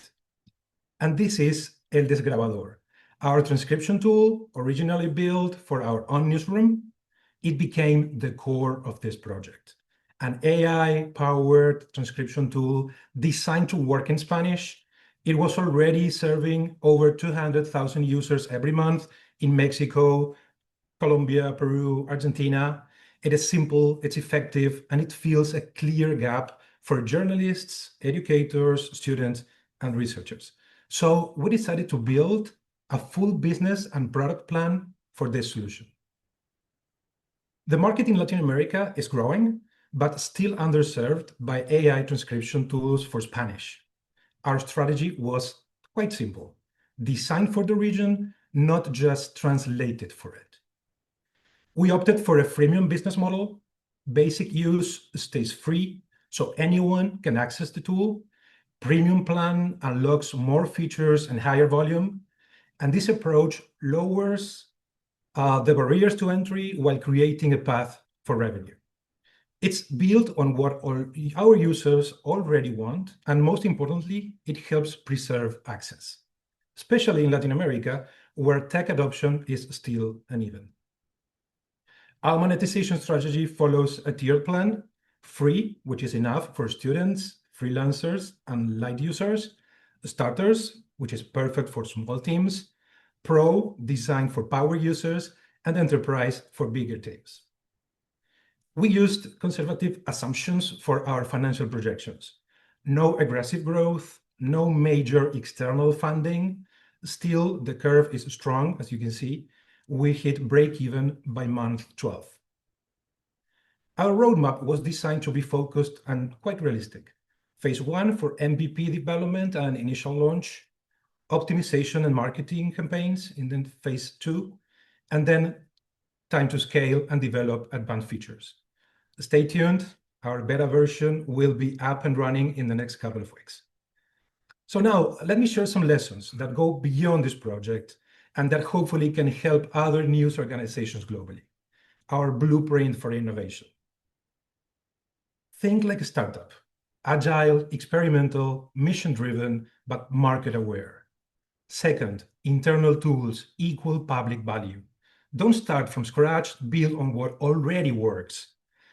Product culture matters. User needs come first, iterate, test, collaborate. Fourth, diversification should protect your mission, never compromise it. Fifth, nonprofits need new workflows. Revenue generation can be designed with the same rigor as impact. And finally, you don't need to be big to act smart. Monetization can serve the public, and sustainability can be engineered. If you are a newsroom with an internal tech, this blueprint is for you. This isn't just a story of product development. It's a declaration of independence and a new way to sustain the public good. We are creating a future where sustainability strengthens our mission. Thank you for your interest. If you are curious about how to turn internal tools into sustainable value, I would love to connect and follow our progress and support our work at chequeado.com. Thank you.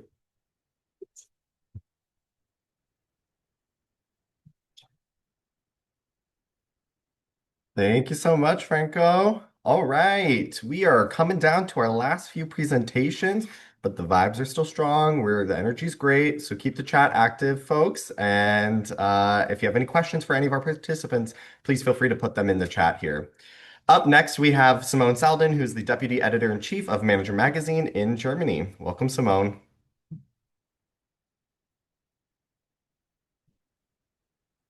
Awesome, Kyle. Thank you so much.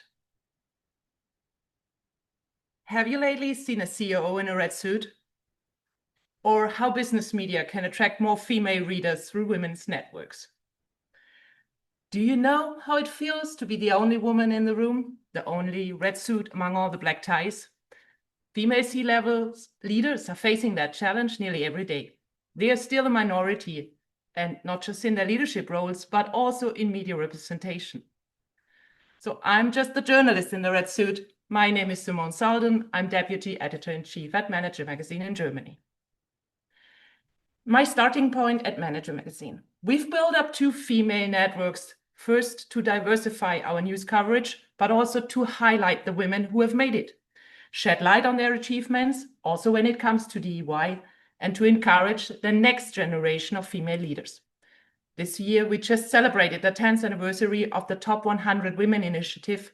It features a list of the 100 most influential women in German businesses and a high-level executive dinner. A Seat at the Table is our next-gen initiative linked to the top 100 women who can nominate new and diverse talents for this group. So in the current transformation of our industry, many publications are looking for new target groups. And traditional business media struggles to attract and retain female readers, largely because their content, but also their communities, have long been shaped by male perspectives and structures.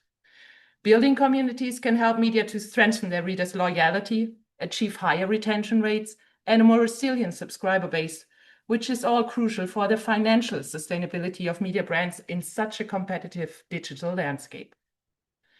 So as part of my Capstone research, I've not only deep dived into our own research and our own networks at Manager Magazines and its peers, I've also spoken to female journalists from 5 initiatives worldwide that belong to well-known business media outlets. Those were, first of all, Fortune. With the most powerful women, a strong franchise initiative is taken all over the US, globally, and they just launched a conference in Riyadh last month. Bloomberg and their New Voices initiative that provides one-on-one training for their members. Valor Econômico from Brazil, who have just started a coffee with the female CEO concept. And there is Forbes Austria. It's a licensee of the US Forbes magazine in Austria, and they just launched the Women in Business dinner and conference. and the German Handelsblatt Group, who has started the Pulse Network just 3 years ago. Their goal to build up a German Davos for female leaders. So I've gathered the most important characteristics of vivid journalistic communities. Then I've pinpointed the most important elements that are relevant for the women in these respective countries and networks. I've identified the key points, how the media can make women more visible and how such projects are financially successful. After my capstone, I can clearly say what top women prefer. First of all, exclusive events. Very important is an invite-only strategy, which leads to a high quality of the guests and encourages eye-level exchange. Women embrace safe spaces, where they can talk under Chatham House rules about their very specific challenges in their careers and daily lives. And they enjoy diversity when it comes to topics, but also to participants. They have little time in their calendars and therefore prioritize very strongly. If they can learn something at an event or about people and topics, they highly appreciate that. And finally, they cherish the editorial support that comes with these initiatives to strengthen their new perspectives and role models in their industries. That all ended in a very detailed roadmap for my own editorial desk and the further development of our female communities at Manager Magazine. On a short-term perspective, that means we should establish clearer measurements and structured feedback. We need a digital platform for networking for our members, and we should emphasize peer-to-peer interaction with a focus on community building. On a medium range, during the next 6 months, I'm looking forward to establishing a professional community management, which involves the development of new and even more formats. In addition, I want to define a new editorial strategy, how to give the community and its members even more visibility in our publications. And on the long term, it means we should build up a female expert database that is available to the editorial desk for research and background talks. But also I want to establish a systematic integration of the alumna cross-generational. And we could release paid premium offers such as special trainings and masterclasses or even conferences. Of course, I will share my insights not only with you today, but also with all the journalists and initiatives that have talked to me during this research. Because in the end, I can truly say we are all follow the same vision. We want to see more red suits on our covers. If you're interested in more information on networks and community building, please get in touch with me via LinkedIn or via email. Thank you very much for your attention. And to my family, thank you very much for your patience during this crazy CUNY year. Goodbye.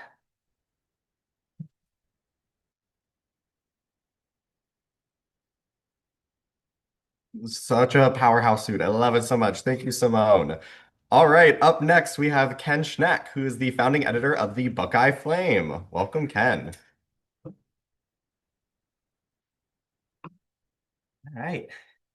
Hi, folks. Thanks so much for having me again. I am Ken Schneck. I am the editor of the Buckeye Flame. The Buckeye Flame is Ohio's LGBTQ+ newsroom and one of only a handful of LGBTQ+ statewide newsrooms left in the country. And I'm going to take you on a journey through the creation of some new audio content that is both very journalism-y and very, very gay. So here's the problem that we were looking to tackle. There were two. First was in the field. In the audio field right now, there's just not a lot of shows out there that are covering LGBTQ+ news featuring LGBTQ+ journalists. What's out there right now is either pretty fluffy and not very substantive, or very substantive and it can put you to sleep. The other problem was with me. I hosted a nationally syndicated radio show for 10 years. It went off the air in 2018, and I have been super adrift without it. I'm a fine writer, I'm a whatever editor, I'm an okay professor, but radio is my place. That's the only place where I do not get imposter syndrome. So the solution was to create This News Is So Gay, an LGBTQ+ reporters roundtable. The whole idea behind it is a rotating panel of LGBTQ+ journalists from across the country in a show that is both substantive and entertaining, but it comes with a price tag. I produced and edited my own show for 10 years. I'm not looking forward to going back to doing that. I just won't do it. So this came with an investment of over $34,000 for 48 episodes to work with a podcasting company that would produce, edit, distribute nationally, and help secure future sponsorship. And this is how we got there.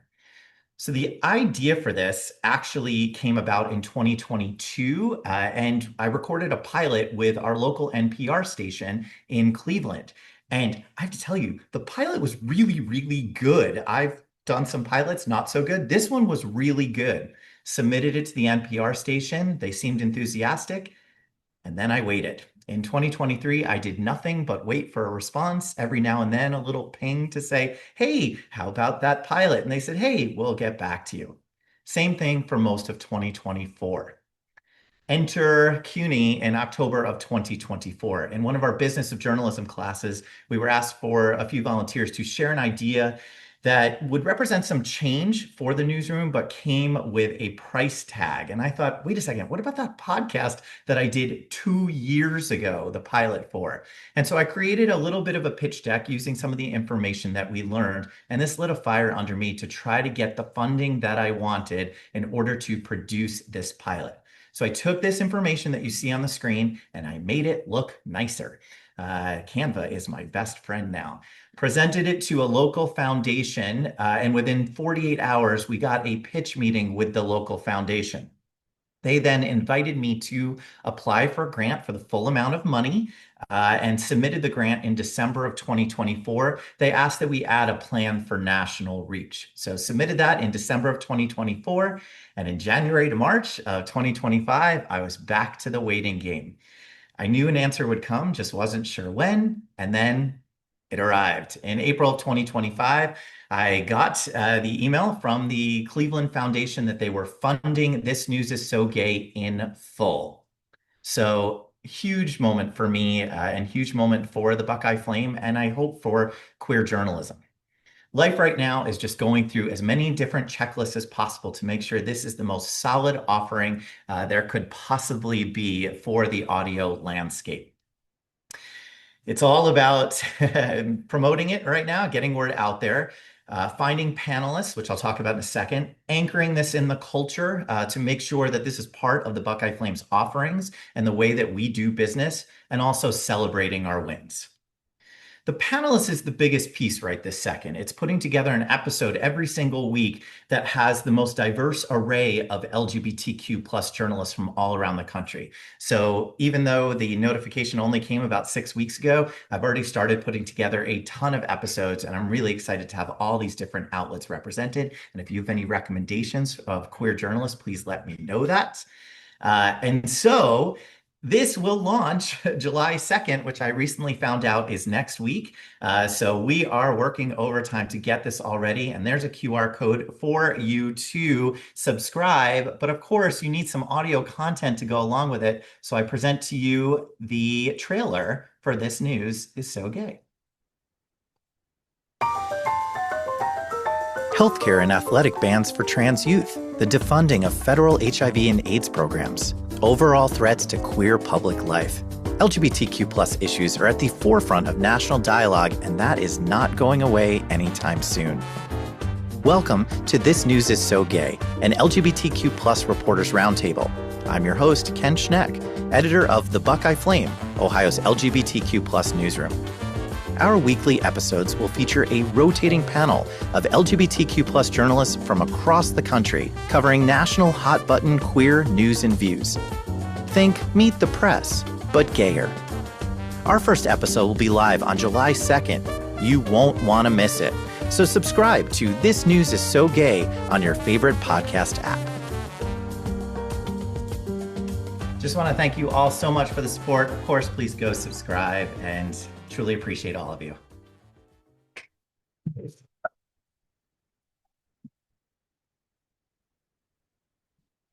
I think Ken just gained a ton of new subscribers here not only in this cohort, but in the chat as well. So please make sure you definitely subscribe and launch it as it launches next week.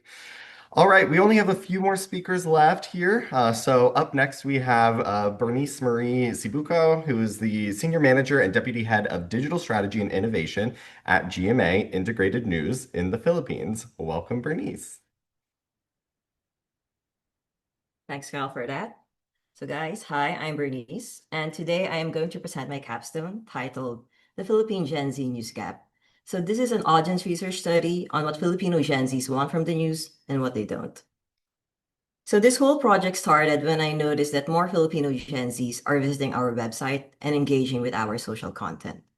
But the problem is we don't fully understand why they're actually engaging and what kind of news connects with them and what do they even find trustworthy. So I believe this information gap happens because first, many of our strategies in the newsroom still rely on instinct and our own assumptions about Gen Zs. Second, we are also dependent on research from the global north or Metro Manila-centric studies, which is the urban capital of the Philippines. And so this is not enough because the Philippines is a culturally diverse country. We have over 7,600 islands, 3 major island groups. So if you're from America, think of this as the states, 82 provinces, and more than 120 languages spoken nationwide. And so with this, the way young people in my country experience news can vary a lot. Also, Metro Manila makes up just 30% of the population. So in terms of growth potential, we risk missing millions of young people nationwide if we just keep focusing on the capital. And so to address this information gap, I thought, let's hear it from the kids. What I did was I built a localized listening effort to understand how Filipino Gen Zs, especially those outside Metro Manila, consume and relate to news. And so my goal was to move from assumptions to evidence and to give newsrooms like ours actionable insights grounded in real Gen Z behavior. So what I did was I surveyed over 240 Gen Zs, with almost 60% of them living outside Metro Manila. And to go deeper, I also conducted online follow-up interviews to explore trust, behaviors, and motivations. And for this presentation, I am going to share the 3 insights from my study that really surprised me. First is that Filipino Gen Z engages with news, but often in less visible ways. So most respondents said that they discuss news with family or friends and fact-check a news item before sharing. But a lot of this engagement happens in private spaces, like on Facebook Messenger, Viber, or private DMs. So one respondent told me that she uses Facebook to share urgent news with her family. For example, if there's an accident nearby, she just clicks share and sends it to her family group chat. So what this tells me is that Gen Z engagement isn't always loud or visible, but it is happening, especially when the news feels local and useful. The second insight that surprised me is that old platforms still matter. So even with TikTok is rising, and we know this from the Reuters Digital News Report, in the Philippines, most of our respondents still rely on Facebook for news, and many still watch TV as a family ritual. So this shows that traditional platforms remain important in Filipino households. So one respondent shared that his family will watch TV together at certain parts of the day. So at noontime, they watch variety shows, and then in the evening, they watch the nightly newscast. So TV for them is not just a habit, but a shared family ritual. Another respondent shared that his family doesn't have a TV anymore, and some of his relatives don't even use smartphones. So he became the one responsible for updating everyone through Facebook Messenger. And so this shows how Gen Z often acts as news bridges, especially in low connectivity households. So they become responsible for updating their parents or grandparents about the news. So this shows us they're not just consuming news, but they're also keeping their families informed. And third, perhaps, is the most surprising for me, because unlike in most Western studies, Filipino Gen Z still place more trust in journalists than in influencers. So some said that they trust journalists because they are serious and credible, especially during disaster coverages. And unlike influencers who, and I quote, just post to go viral. And others shared that meeting veteran reporters in person, like in conferences or documentary festivals, make them feel more trustworthy. Some also mentioned how seeing reporters on TikTok join trends and show humor or personality make them feel more relatable and trustworthy as well. So this tells us that Filipino Gen Z values journalists who are visible, accountable, and grounded, and that trust builds both online and in real life. And so I'm sharing this GIF of Jonathan Van Ness from Queer Eye because this was exactly my reaction when I learned about these insights. Because what these insights revealed to me is that we've been getting Gen Z wrong because we haven't been listening to them closely enough. So the next step, at least for me, isn't to guess better, but it's to listen better. And that's what I plan to do after my residency here in CUNY. So when I go back to the Philippines, I plan to propose more listening efforts, especially in the provinces. And if anyone here is from the Philippine newsroom, I am open to collaborate. Because, I only worked on this capstone for like 3 or 4 months, but in that short time frame, I was already able to gather really interesting insights. So imagine if I had more time and collaborators, I think the possibilities are endless. And of course, I plan to refine and implement the recommendations I provided. For example, humanizing journalists through TikTok reels, or designing social content that travels easily in private spaces. So I have more recommendations and insights in my full study, and if you'd like to explore it, just scan the QR code on the screen. So yeah, I want to thank my team here at CUNY and my cohort mates, and also my team in the Philippines. I know you are all sleeping. I forgive you. Just watch the recording. But yes, thank you everyone. Maraming salamat sa inyong lahat.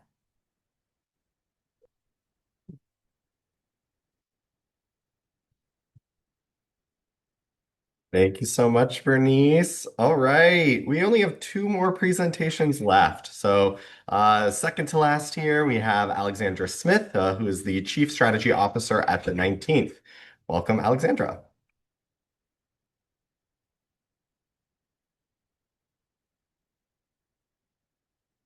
Hello, everyone. I'm Alexandra, and I've spent the last 9 months researching why news organizations struggle with innovation. I found that while many journalists have brilliant ideas to help sustain news businesses, organizations aren't leveraging their ideas and adapting fast enough to mitigate the external threats and tight financial margins that they face. It seemed that often the responsibility of innovation fell on one person, a separate team, or no one at all. And editorial norms like prioritizing short-term, deadline-driven work was driving the approach to innovation instead of the product norms that power innovation in other industries. This dynamic leads news organizations to chase shiny things. And when results aren't immediate, projects, teams, and roles can be downsized or even cut. I then looked at how dozens of organizations do approach innovation, and I found several distinct routines that offered ways to build innovation into how news organizations work every day. The success of each of those routines seemed to rely on how consistently the routine was used and how effectively it progressed an organization toward its goals. So let's run through the routines that I found. In a lower routine, there was typically one person, maybe a few, that were aiming to innovate, but they didn't have direct responsibility or support to do so. And this rarely seemed to work. There could be one-off successes, but it wasn't routine. In mid-level routines, I saw a couple different examples. There was either a separate innovation lab or R&D team that was working on ideas consistently, but they struggled with effectively integrating their work into the larger organization. Or in the mid-level, there were working group models. They come together to build out effective ideas, but they work less consistently on innovation since they have main responsibilities to their main teams and main roles. In that high routine model in green, the full teams are able to embed with other departments to consistently lead and implement innovation work that's more aligned with the organizational strategy. And I was not satisfied with these options. I thought there must be a way to achieve the effectiveness and the consistency of that high routine without the high price tag of hiring a full team.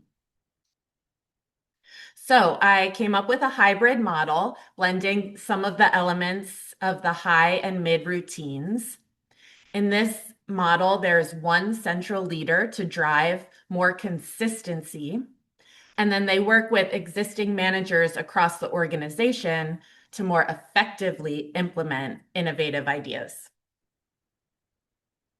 Here's what that hybrid routine could look like. So you see the central role works with managers to run different innovation projects in their respective areas of the organization at the same time. This differs from the working group model or that innovation lab model where as you can see here, each manager is working within their own teams to implement new ideas.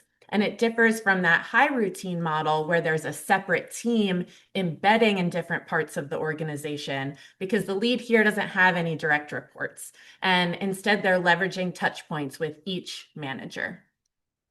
The 19th is currently testing this model to learn if this innovation routine could achieve the effectiveness and the consistency of a dedicated and higher cost innovation team. So in phase 1 of the test, 6 teams were given 2 months to design and pitch different innovation ideas to fill some of our key performance and opportunity gaps. We framed it as our version of Shark Tank to drive some fun competition. And all 6 ideas that were pitched far surpassed the success criteria that we set out at the start. Staff said they better understood and felt like they knew how to contribute to our strategic plan. And most importantly for today, we began to prove that this hybrid routine could be one practical path to embedding a consistent and effective innovation practice into everyday newsroom culture. In the next phases of the test, we'll implement and assess the projects, both for their consistency and effectiveness, and also how they served our audiences. In conducting this test so far, I've noticed 3 critical requirements to using this model. A central leader to direct the innovation routine, helping to ensure strategic alignment across projects, across teams. Change management tactics must be used at every step to ensure buy-in at all levels of the organization. And that central lead must provide clear and compelling directions on where to start with the innovative idea and the vision for the outcome of the work, and then trust the managers and their teams to figure out how to get there. In a world where under-resourced and siloed innovation efforts lead to ineffective and inconsistent results, my vision is that by finishing this test and publishing the findings with you all, news leaders will feel inspired to stop chasing shiny things and instead build more sustainable news organizations through structured innovation routines. Thank you.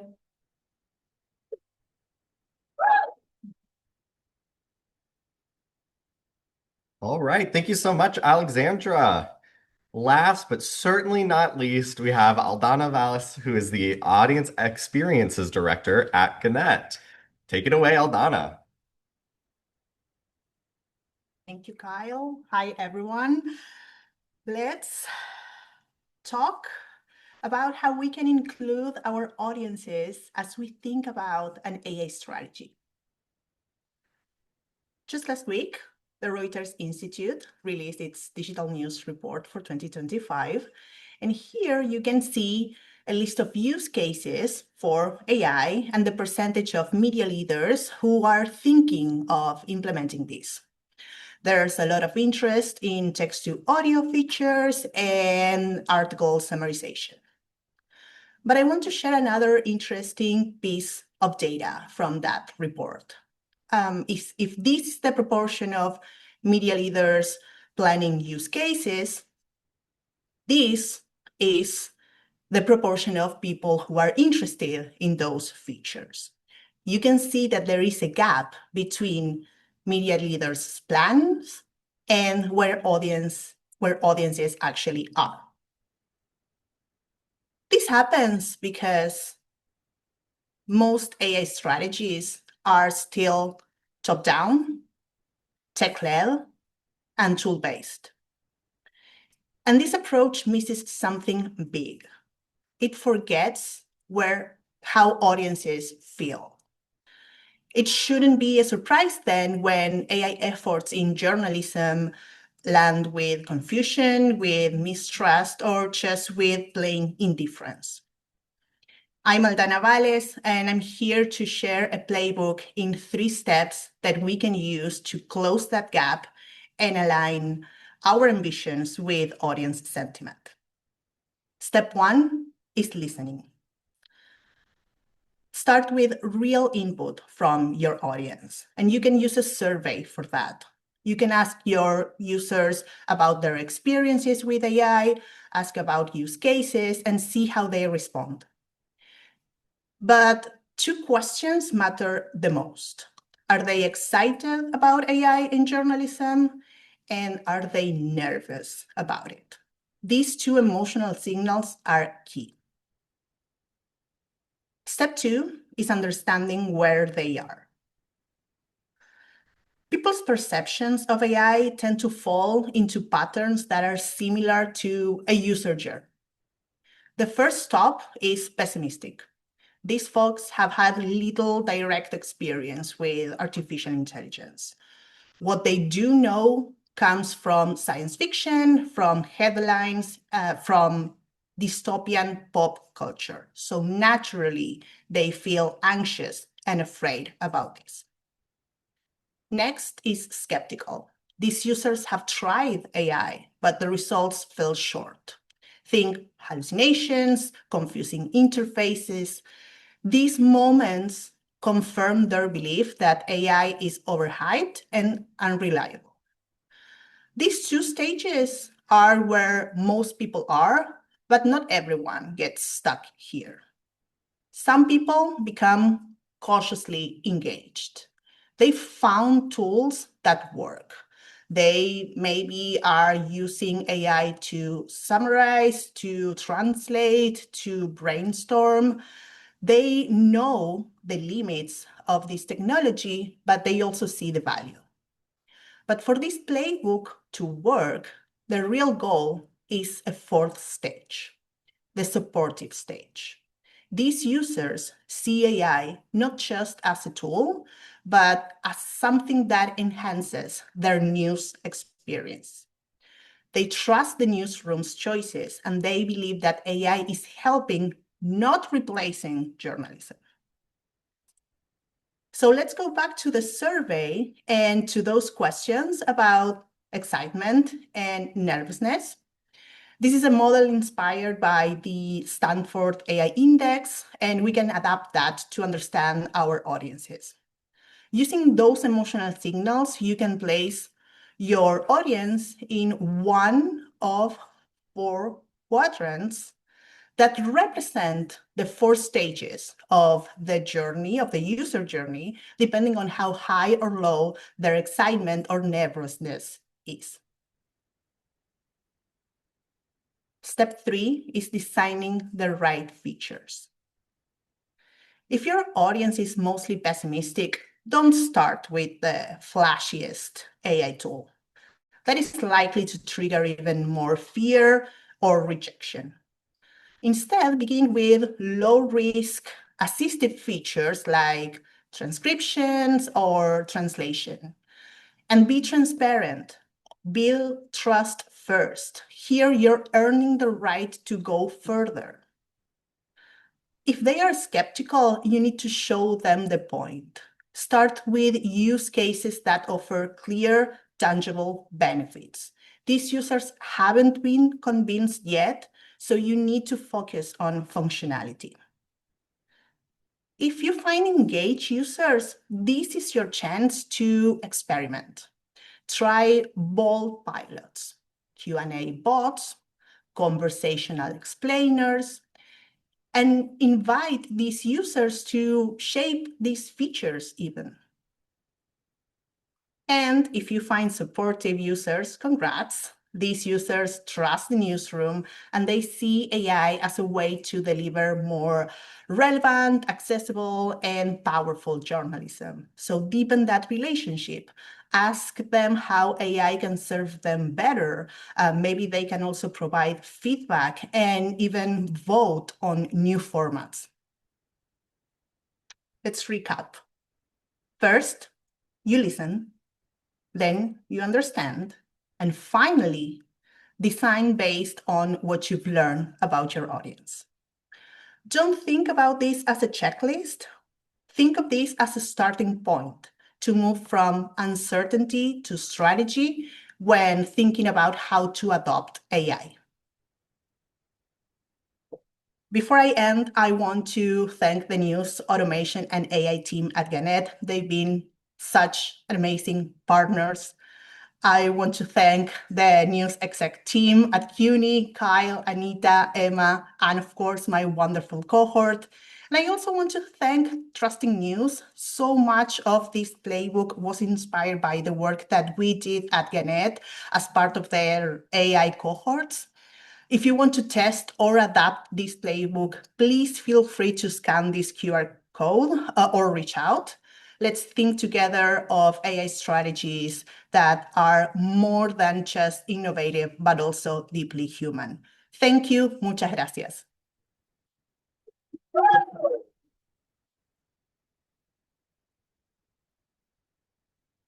All right. Thank you so much, Aldana. And weren't those presentations fantastic? I am just so energized and jazzed at the amazing work that our 2025 Executive Leadership Cohort just did.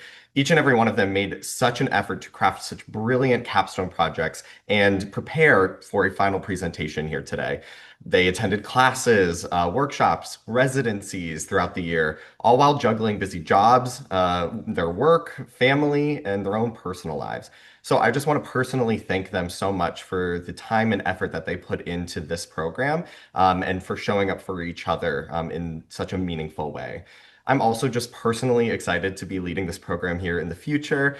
We will be having a new class, our class of 2026, that will start in September. So I'm very excited to welcome them soon and announce the people in that cohort later this summer. I also just want to thank my predecessors who have been in this role with Anita and Jeff and Nikita, who really paved the way for me. And I'm very excited to continue this work in the future. And of course, to my wonderful partner, Cynthia, who will be joining me as lead coach here in the fall. I'm very, very excited to work with her in the future. I also want to thank the instructors, the coaches, everyone again for just their generous support of their time. We're just so excited to have you all as part of their leadership journey. And thank you again for all of this. If these presentations inspired you today, please let us know. Feel free to reach out to us. You can get in touch with us at leadership@journalism.cuny.edu. If you have your own idea of a project or thing that you want to work on, or you realize this is the time that you want to work on your leadership journey, we will open applications again for the executive program in March of 2026. So make sure that you check out our website to get more information. You can get in touch with me. I'm happy to answer any questions that you have there. I just want to thank you all again so much for taking the time to join us today, for your wonderful participation and your questions and your comments. And I just want to give one more round of applause to the class of 2025. Congratulations. Yay. Thank you all so much again for being here. We will share the recording of this afterwards. Please get in touch with any of our participants if you have any questions and want to talk more about their projects. I know they would love to hear from you. But I just want to thank you all again so much for being here today, and have a wonderful rest of your day. Thank you.